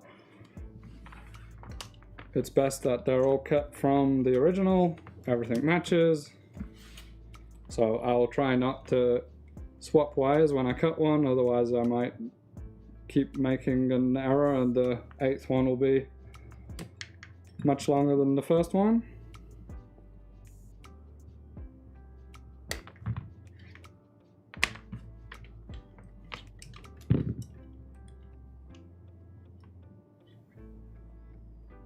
And to keep it simple, I want to use the same sleeve on every single wire, so I won't be making a pattern.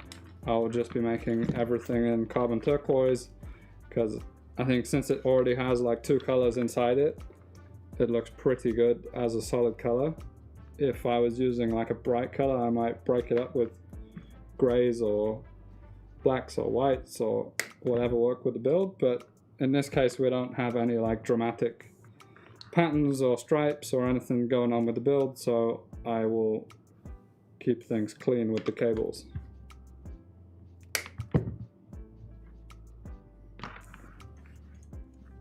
We'll see how fast we can do it. Maybe I will even be able to start on the graphics card. It's not the fastest process, especially to have them completely perfect, but this case certainly helps if you're trying to make them that they just freely stand absolutely gloriously. It takes some time to get the curves perfect, but with the plates on the case that essentially grip the wire and hold them all parallel, like in their lane, shouldn't be too bad. 1, 2, 3, 4, 1, 2. It won't hurt to have a spare.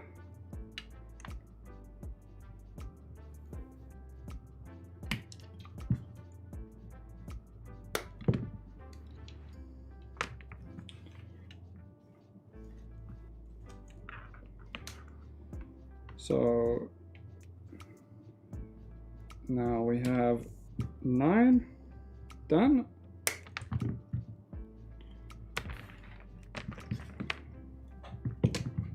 Let's make a bit more space.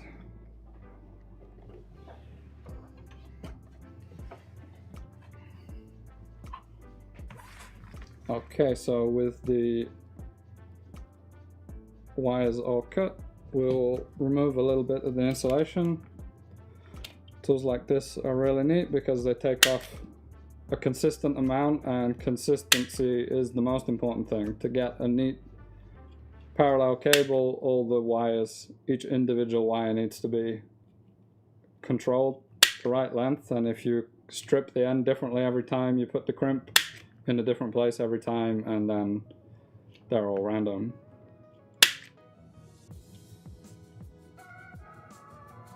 It's certainly a lot of work. All of the equipment adds up, and if you're just doing one build once and you don't particularly like the idea, definitely just worth buying sleeve cables ready-made, especially now that you can, you know, pick your lengths and combinations exactly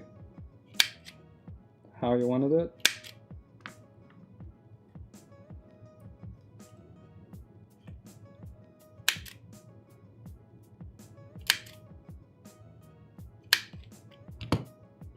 For some reason, that one's not the one.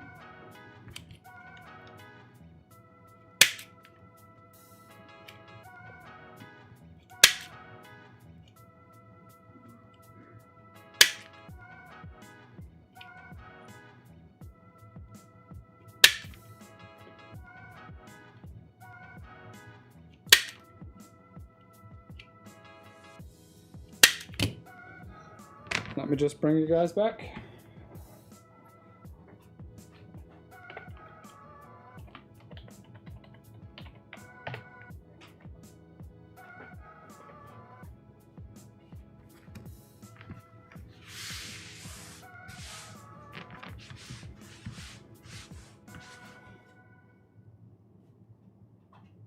Yeah, we might not want to find all 200 909 UK owners.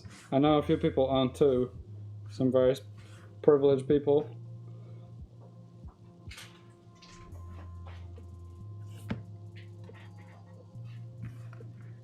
I've seen one which was built with stock cables. Oh no, that makes me so sad. I mean, to finish it just with standard sleeve cables would be so easy.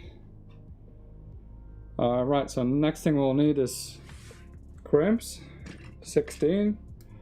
I will cut them off with scissors so that there's no little sharp parts attached. The sharp parts tend to peek through the sleeving, or worse, like break the heat shrink when you're trying to melt the sleeve on the end.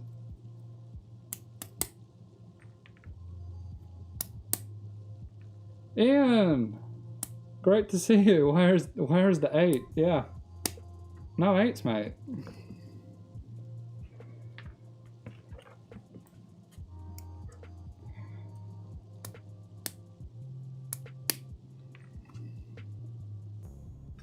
Hopefully it still rips even without any 8s.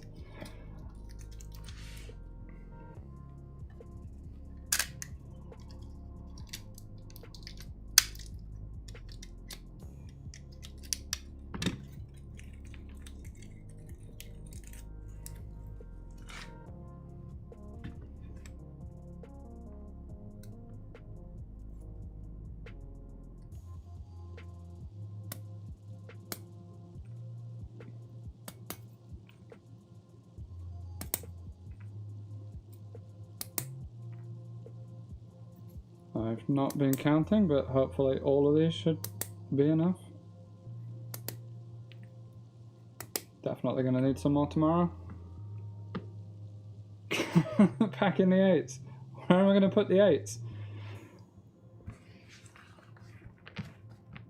I suppose one 8 on every one of the 8 radiator fans would be at least better than this ragtag mess.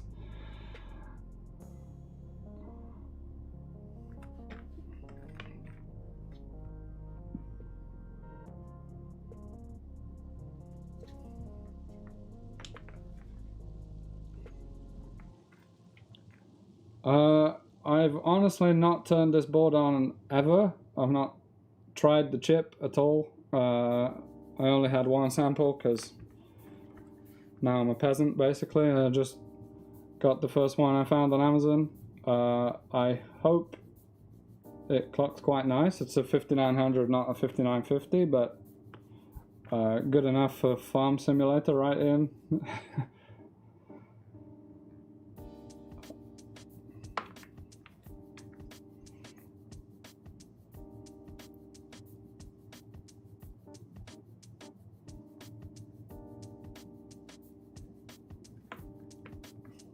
Full window edge, front panel, giant 8, yeah.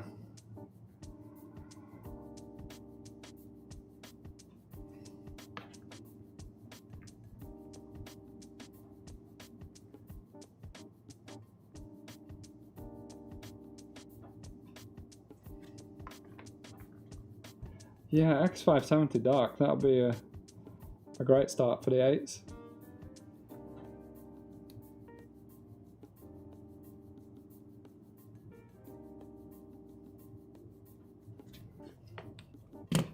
I like to live dangerously. What have I been doing? Have I made some catastrophic error that I've not witnessed? Or just not testing any of my hardware before I put it in the build? Sadly, I didn't really have a choice because it's going to PAX. If it looks like it works, then that's good enough. Jake can just kind of pretend to play games next to it.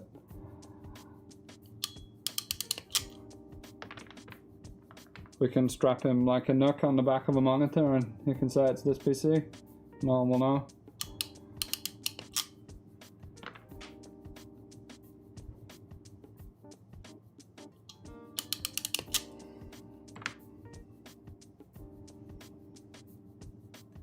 Yeah, not testing hardware. Not done any leak testing yet. That might have been smart. Like I could have leak tested the inside of the loop by just blocking one distro plate, and the same with the outside. Definitely would have been smart, especially since I've rebuilt every block. So even though all of the standard EK parts are leak tested before they leave EK, I took the CPU block apart, I took the GPU block apart to make it black on nickel.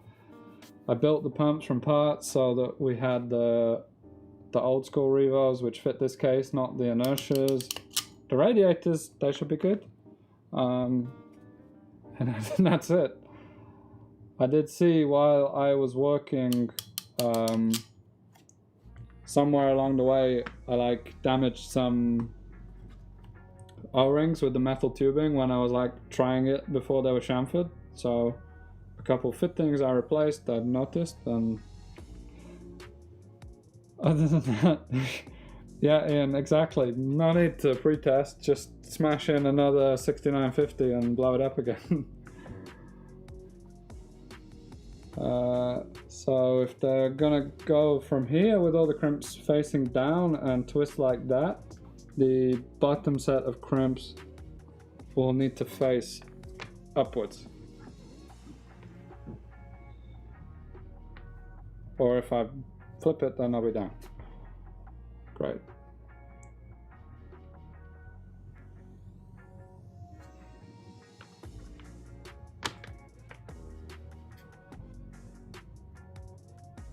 Yeah, I think Jake's right. You can't send something to an event if you've tested it. Maybe Jake can fill it for the first time in America. That sounds fine.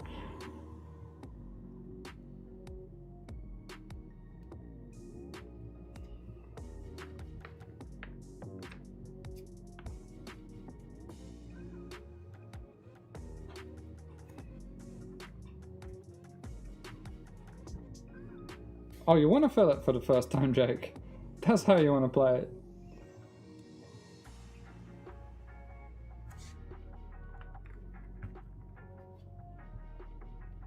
I was reading some odd article about a monster truck that got shipped to Brazil, and the team who shipped it didn't know, but when someone opens a container in Brazil, like the first person to take it off the ship, they legally own all of the contents, no matter who sent it. So Hopefully that doesn't apply in North America and this doesn't get stolen by Jake.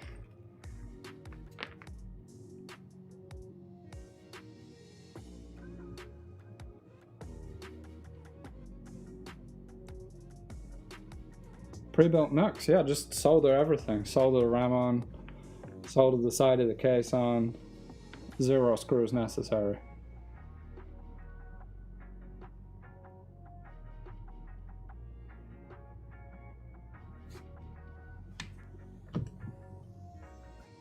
That's a great point, Troy. Is there a micro center close by to the PAX halls?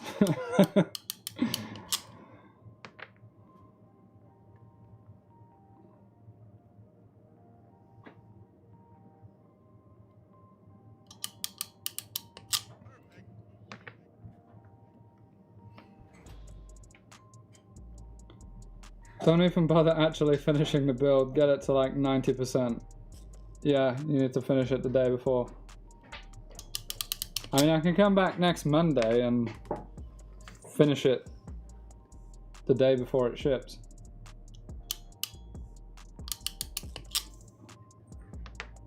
Honestly, Troy, I've really no idea if that law still applies, but it's absolutely bizarre.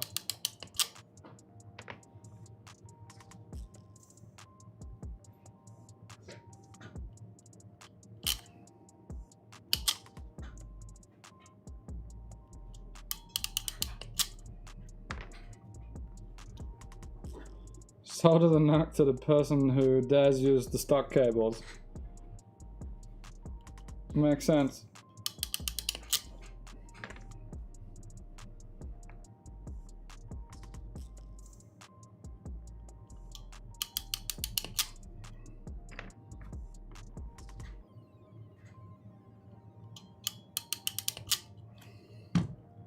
Okay, so now we have all 9 with the crimps securely on both ends. Hopefully they're all precisely the same length, so it won't matter where they go.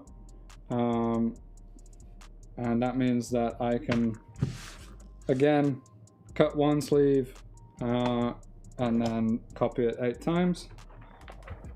So I don't know how to tell you to cut sleeve. I always just offer it up like a couple of millimeters past where the insulation ends, and the same at the opposite end, and then off we go. So a couple millimeters extra. Before I like melt the ends, I'm gonna copy it once more and then melt one of them and try it, see if the length feels good, and then I don't accidentally cut 8 that are too short. So that's my sample. This one, before it goes onto the sleeve, I'm just going to start melting the ends so they don't fly apart. Otherwise, when you squish them over, they tend to fray.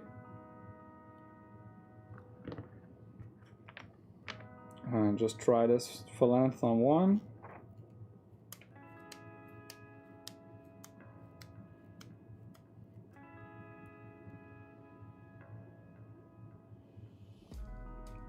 Oh god, I don't even want to remember the first Orion Axion.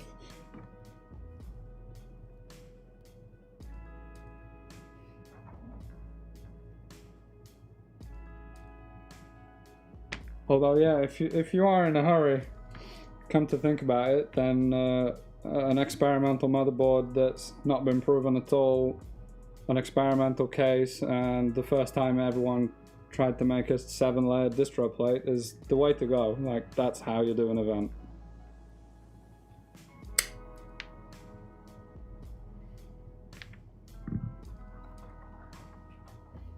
I remember how many motherboards you destroyed, Ian, and then I think every sample that Asus owned at that moment in time.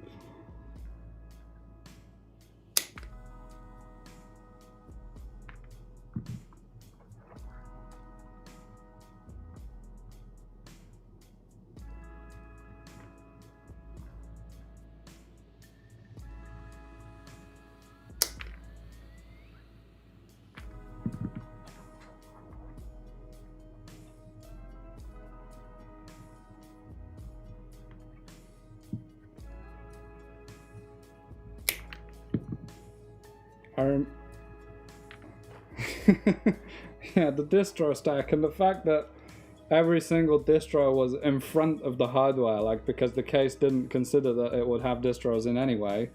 Like, every single part we made blocked each other, and to pull it apart, every single piece came out every time just to get a graphics card or a motherboard. So yeah, cases like this are nice when the distro placement's thought of, and you can take a graphics card out without taking that out.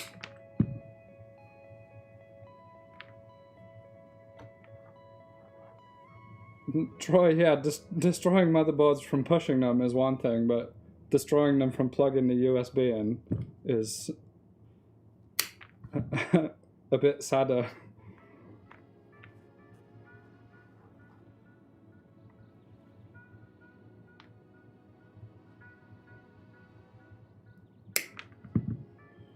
Okay, how many are we at? 1, 2, 3, 4. Okay, more than enough. I've overdone it. I was having too much fun in the chat. So now I can just melt the end of every single one, which will be a little bit faster than one at once. So when sleeving and trying to be fast, it's best to repeat operations. So rather than cutting one wire, cutting one sleeve, melting one end of the sleeve, putting it on every single piece all at once, makes a lot more sense that you keep the tool that you're doing in your hand and, you know, melt the ends 16 times, crimp to crimp 16 times, cut the wires 8 times.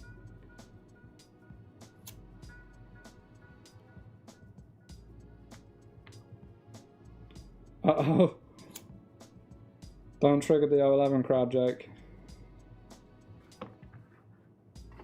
There's too many of them. It's a battle we can't win.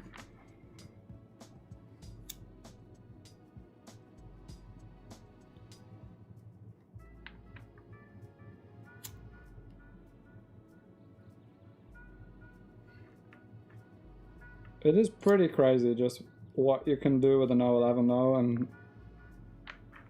how good it instantly looks with off-the-shelf parts. I could not have imagined it, like, even 4 years ago.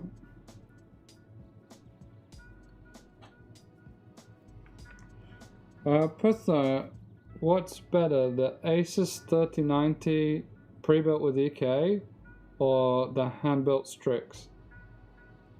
Quite different. I mean, as ease of use, of course, pre-assembled, and then you have like a warranty as that assembly, which is quite nice, especially when it's such an expensive purchase.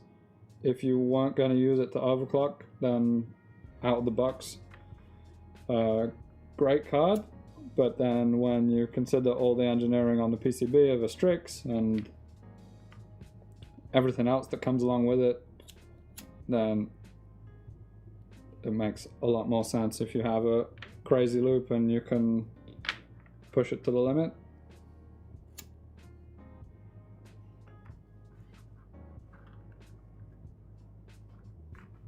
Oh, nice.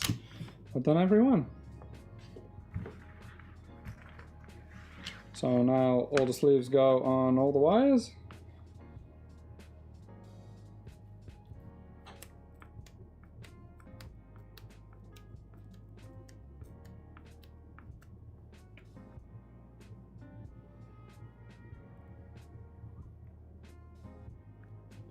I'm gonna like check the length every time, and if one looks a bit too tight or, you know, a bit risky in terms of getting the melt right at the end and making it tight, then I will just put it to the side, and I know to give it a bit of extra attention. That one's, maybe they're all a bit short, it'll be okay. I just need to give it a really good stretch.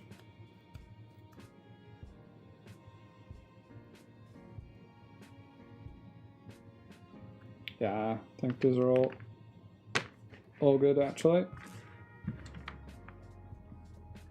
So ideally the sleeve wants to be like bordering on too short, and then you can get it super tight, and the tighter you make the sleeving in terms of length, then the more it will shrink and it actually holds on to the side of the wire, and then it keeps its shape much better.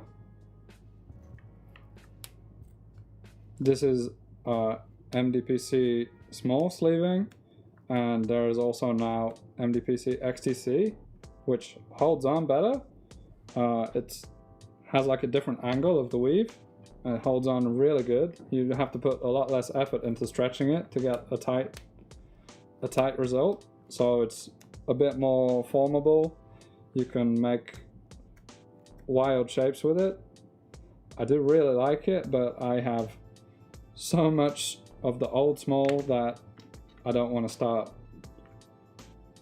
making a collection of XTC, because it's always good when you have some offcuts or some different color to blend in. Carter, hi, welcome to the stream. So we have been over this last week building this 909 EK for PAX.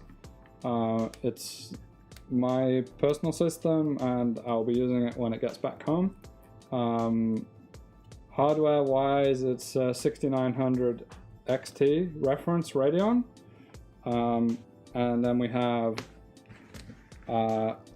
Asus workstation X570 Pro Ace, along with a 5900X and 4 8GB sticks of Crucial Ballistics Max, because that was the blackest set of hardware I could find.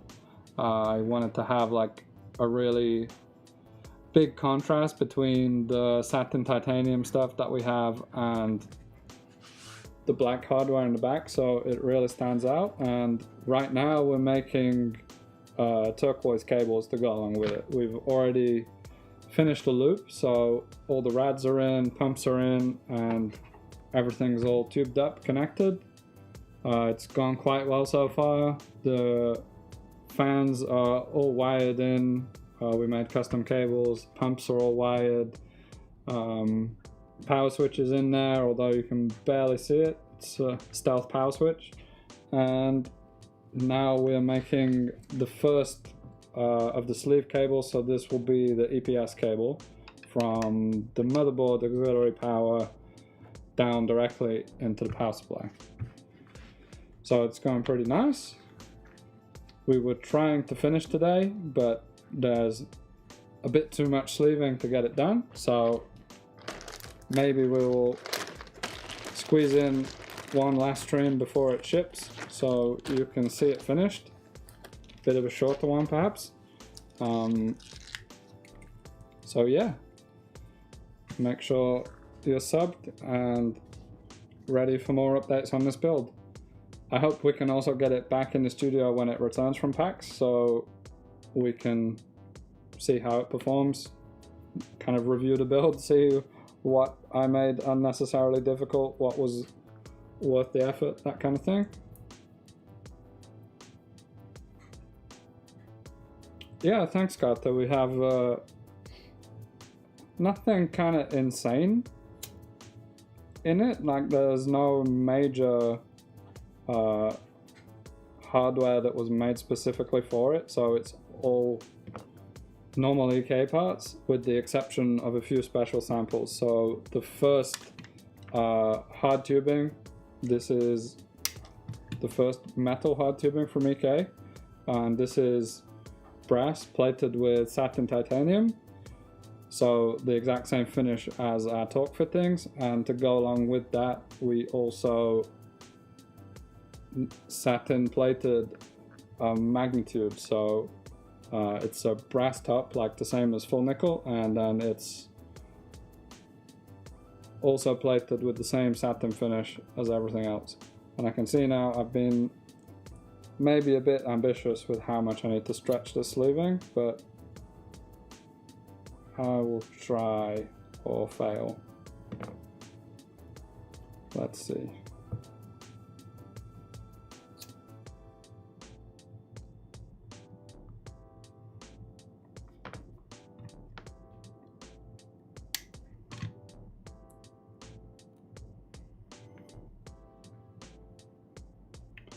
think that's going to be too short, and when it's in the connector, you're still going to see it, sadly.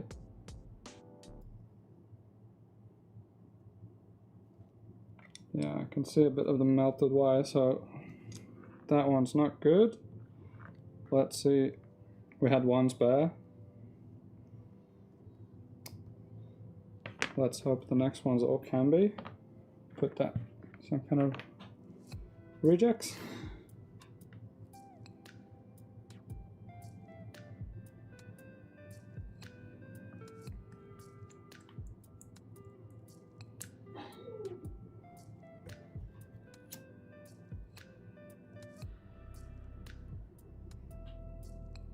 Jake, I hope you're gonna send the build back, and I need it for memes and farms.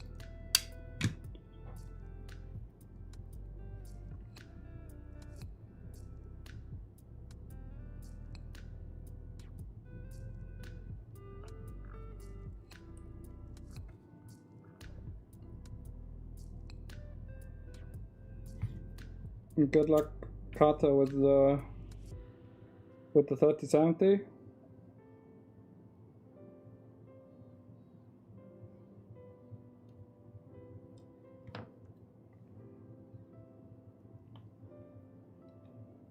Oh, Ben, what? Now I'm sending it to you. I thought you were sending builds to us. What's happening there? Are we getting something from you for the build, for the booth at PAX? KO, will there be satin titanium CPU blocks in the future? It does look great. So the limitation with satin titanium is how big the part is. If the flat surfaces are too big, then it's very difficult to cover the whole surface evenly. Then, you know, we have to discard lots and lots of pieces. So within reason, yes. If it's a CPU block like a magnitude, it seemed to go quite well. Not kind of 100%, but acceptable. I don't think we will be able to do it on, say, monoblocks or GPU blocks. They're just too big. But it's going pretty nicely on the tubing, and it did go well on this CPU block, so that's good news that we can scale it up a bit. But what's the most recommended 360? So with radiators, the most important thing is that you have enough area, so they're big enough. The thickness is much less important. It just depends on which exact fan speed and coolant speed, etc. you're trying to go for. So the big rads are much less restrictive, these thick ones. These are XEs in this build, and XEs really offer, if you can fit push-pull, then that's as good as it gets, but it's so thick it doesn't fit many cases. The performance from an S will be very similar if you only have one set of fans. P is obviously a good middle ground, so oh dear, not quite long enough.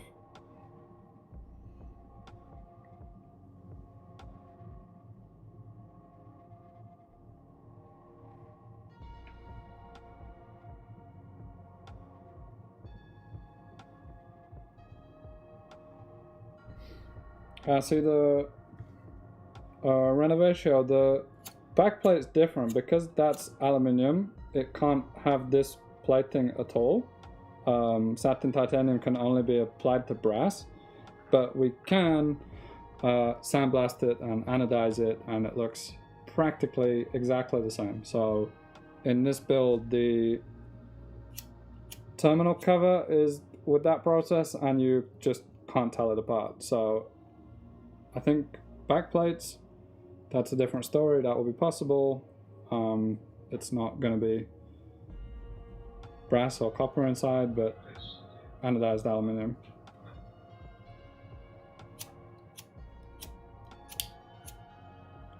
Might be time for a new lighter soon.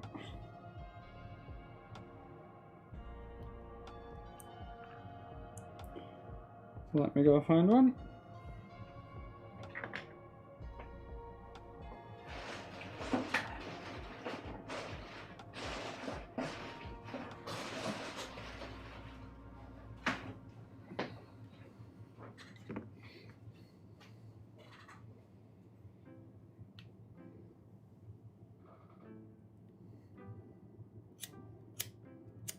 Not that one. Now we're back.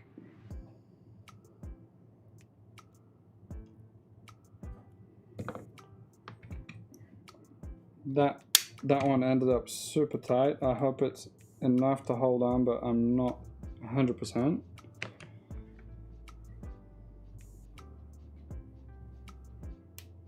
Jake, I don't like the Zippos, but I like the ones with a little button best. The rolly ones really do your fingers in, but if you're sleeving, you can't feel your fingers anyway, so it's fine.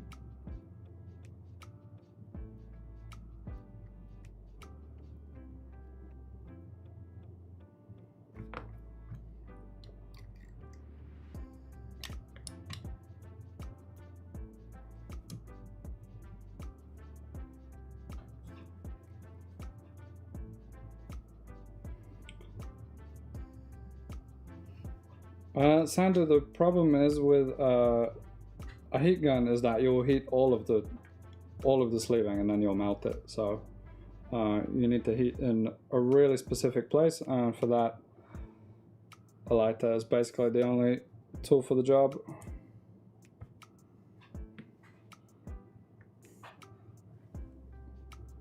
But I've made it a bit difficult for myself by cutting the sleeving ambitiously short. Is the best way I can describe it.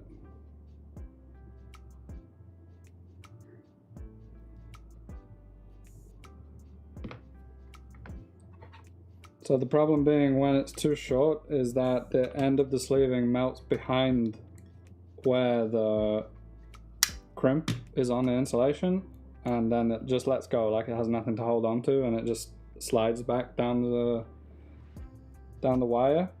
It needs to go around the metal because it can get properly stuck there.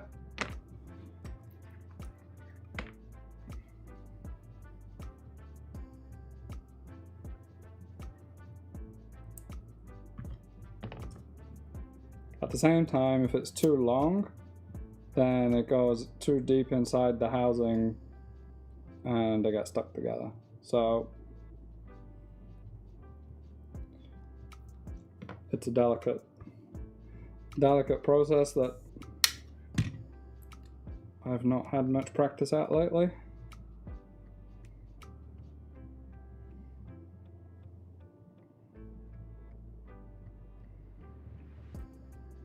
This one looks great.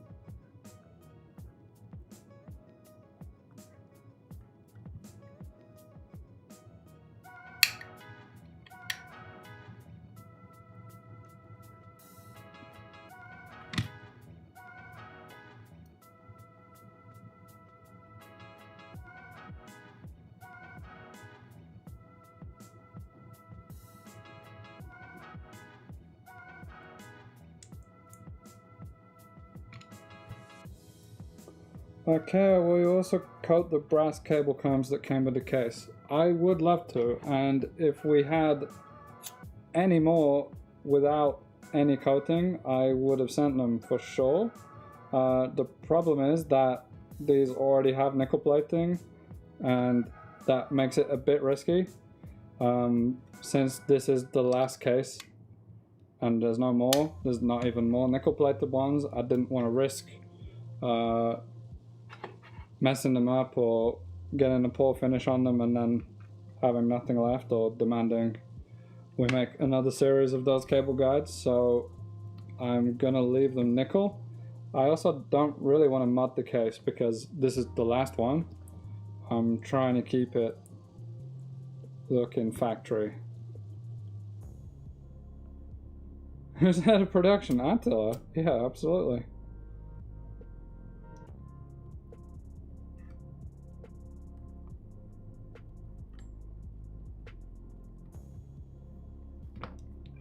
I don't know if you know the production head, Ian. I'm sure you met him because he's one of the longest employees of EK.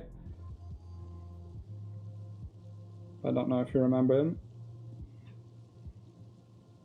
That one is way too short.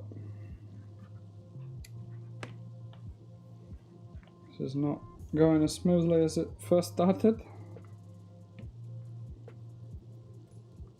Hello, fly.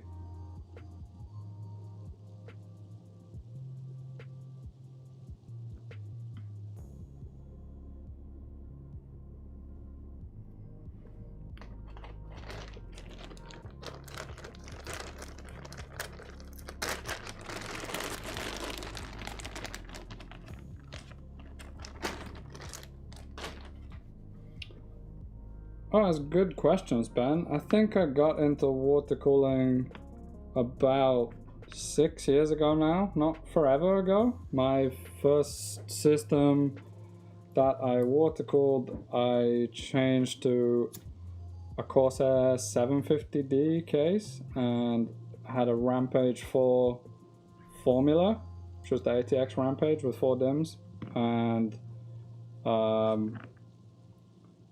a 4820K, I think, so like a quad core but on an insane motherboard. And I had EK blocks the first time and practically every time since. My favorite like to use build was when I upgraded that one into the first Pavum L1 case that we made, and I added a third 780 classified, and it was just absolutely silent and huge and epic. Probably for its time, it was one of the craziest PCs I had because the quad 780 Ti build, I had it like after the 900 series released, so relatively it wasn't that insane.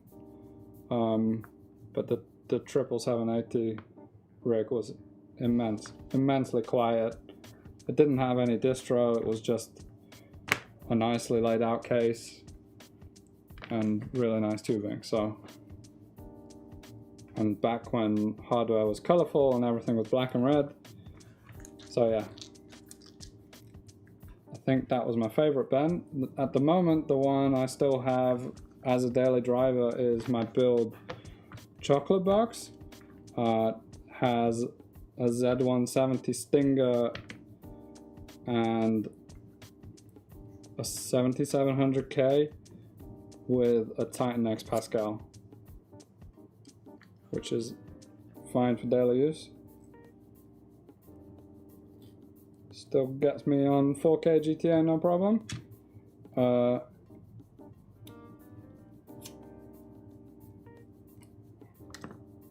I'm gonna save these wires by eating the sleeving.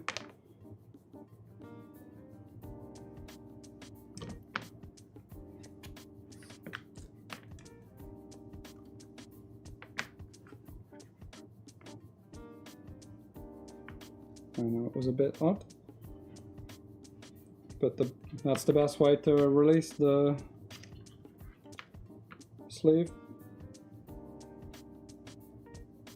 This one's also too short.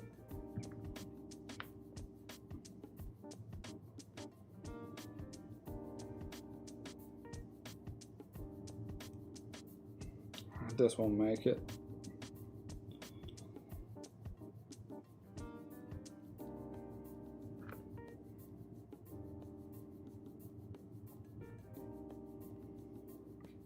Yeah, it's gonna do it. It's gonna do it.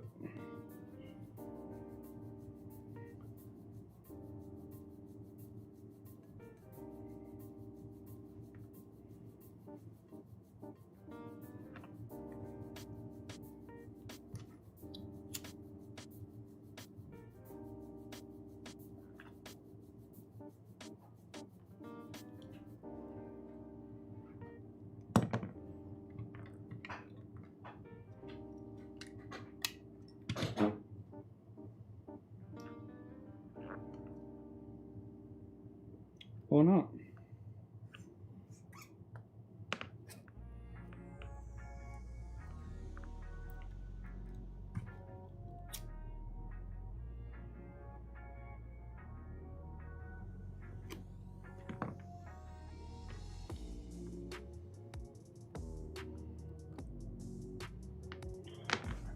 Okay, now we've reclaimed 3 wires from short sleeve disaster, so let's cut 3 more a bit longer this time, just a little bit, and hopefully we make it. I hope it was that the sleeve was too short and not that the wire's too long, because then it will still match the others, but I think we have enough length in this case to make up for it. They're not like super short SFX cables.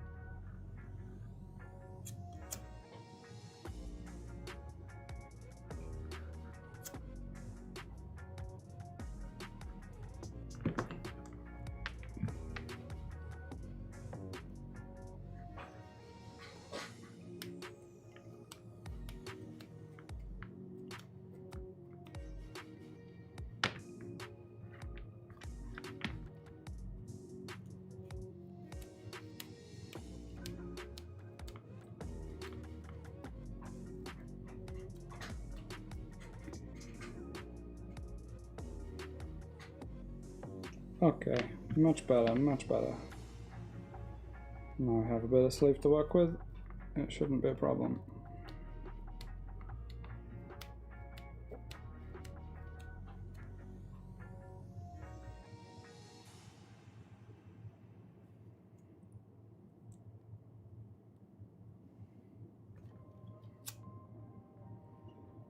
So basically the issue we had with the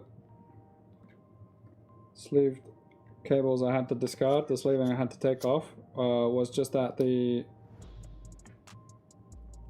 sleeving didn't come all the way over the end of the insulation, so it kind of let go, didn't have enough material around to hold on to. Even if it made it into the terminal housing, it would have probably fallen off at some point, like when tugging on the cables, so much better that it's corrected and we don't put it together like half okay. And there should be much better now. There's enough sleeve to make it off the edge of the insulation, and that means it will make like a cone shape around and where it tapers in, it will hold on, and it's permanent then. It can't really hold on to like the outside of the insulation. They don't actually melt together. The sleeving just melts around.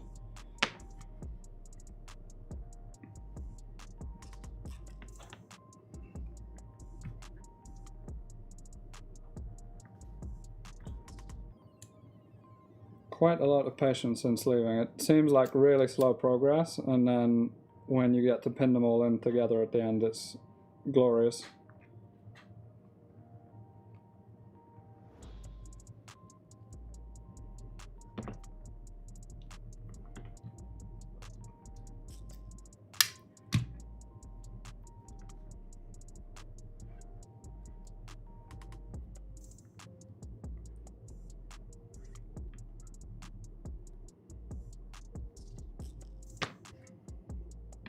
Wait a minute.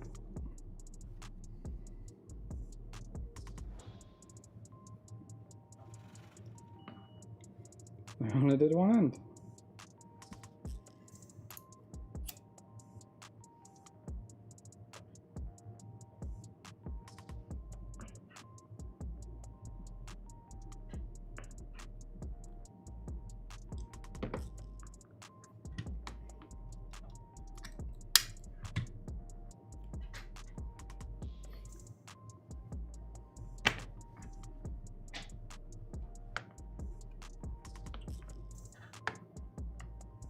I always like to kind of pinch it when it's at its absolute hottest, and the first time you touch it on the first wire you make in a day, it really hurts.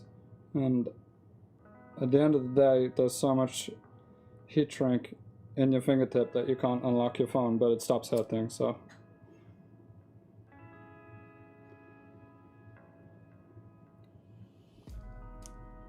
Worth it for the cables.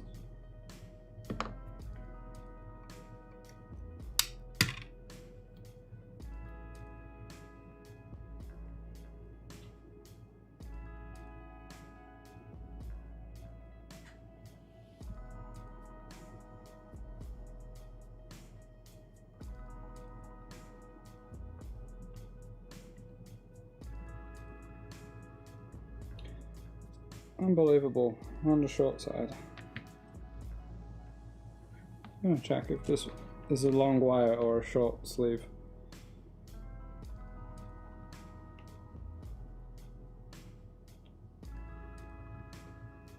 The wire is maybe 1 millimeter longer, not much.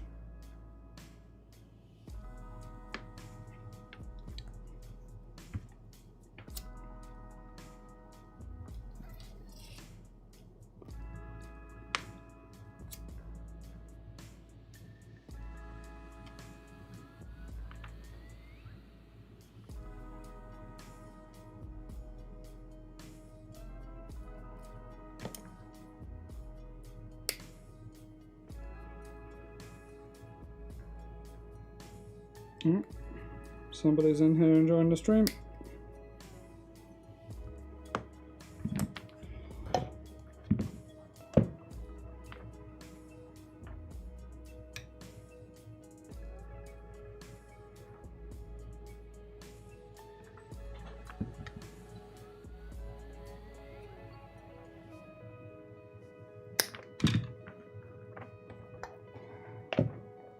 Let me just get you guys back online.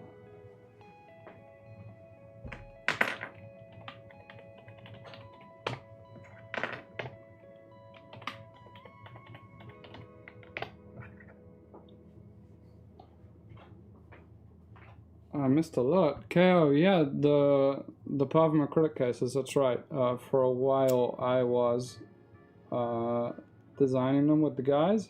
We did a bunch of production models and crazy projects together,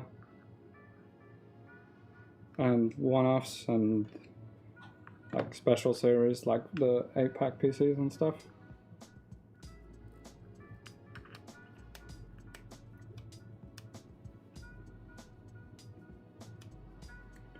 TG, would it be okay if I copied the logo design on the front? From the 909 or what? I mean, Basically, if you copy something for yourself, maybe it's in bad taste, but okay. But if you copy something for sale, absolutely not. And you'll be in trouble.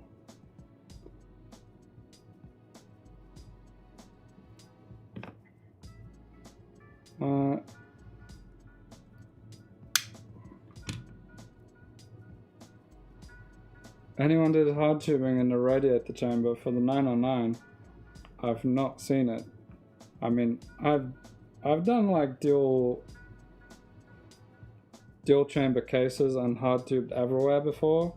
It's fun if it works perfectly, like if someone's made that all the holes line up. Otherwise, it's really not. Especially like you couldn't. I don't know how you would assemble it. You'd have to have the front made like perfect, fixed in place, and then put the pumps in onto the tubes afterwards. It will be real tough, but can be done. Everything can be done. Okay, now we have 8 good wires. Let's put them in the connector. So I'm actually going to put them in one by one, so I don't cross any or make any wrong.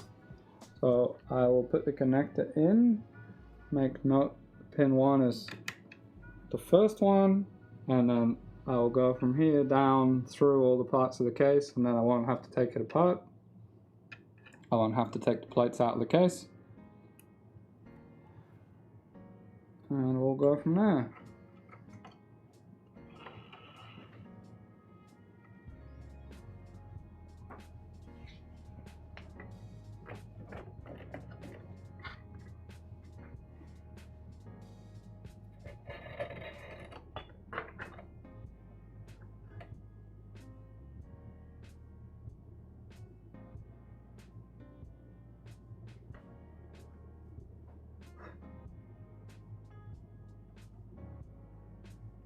So this one will be in the end at the bottom left corner there, or bottom right for me.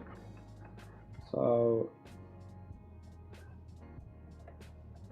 it will run to the back, come through, and I really want it to go to the opposite end of the power supply on the bottom row.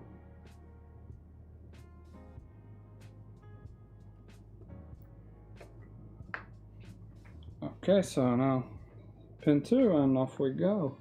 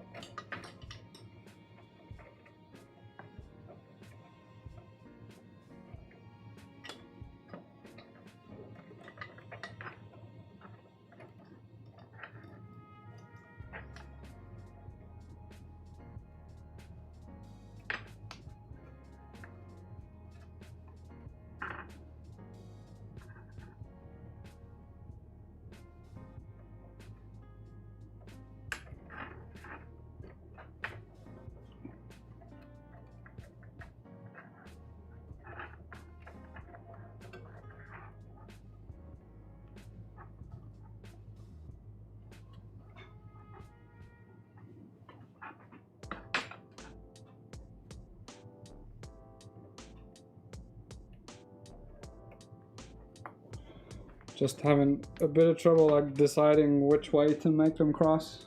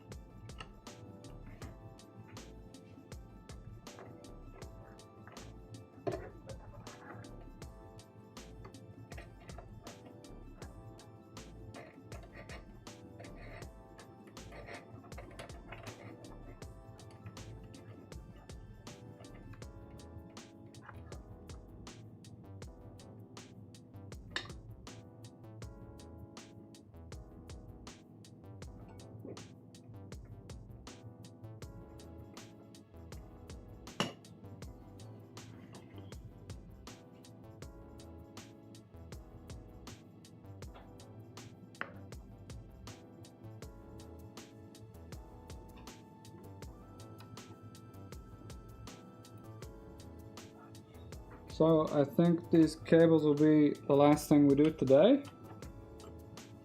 but it's already giving you a great flavor of how the finished build is going to look.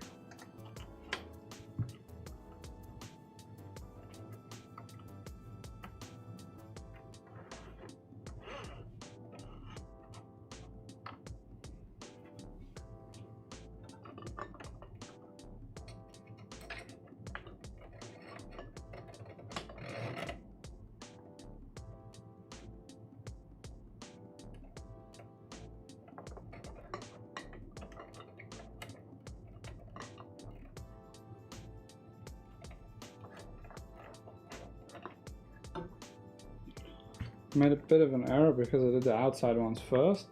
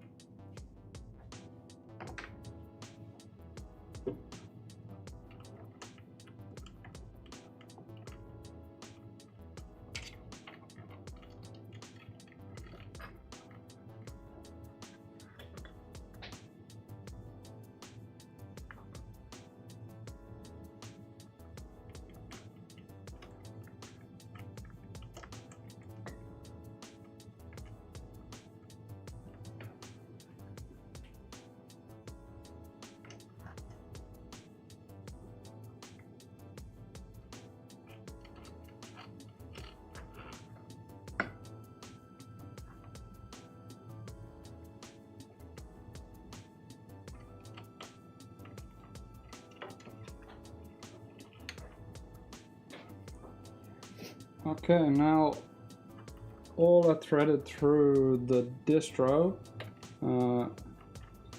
Already it's nice and tight, but I can put them together.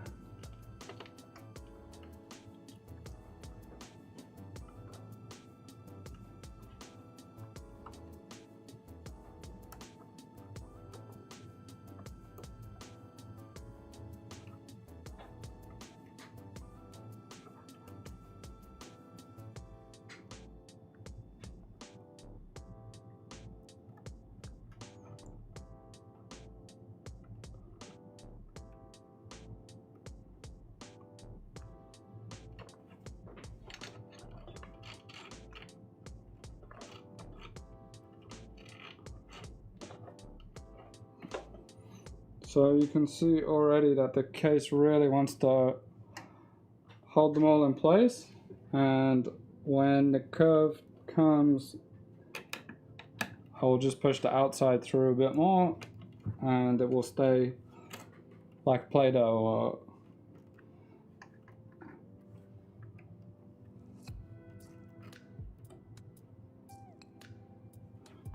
Exactly so.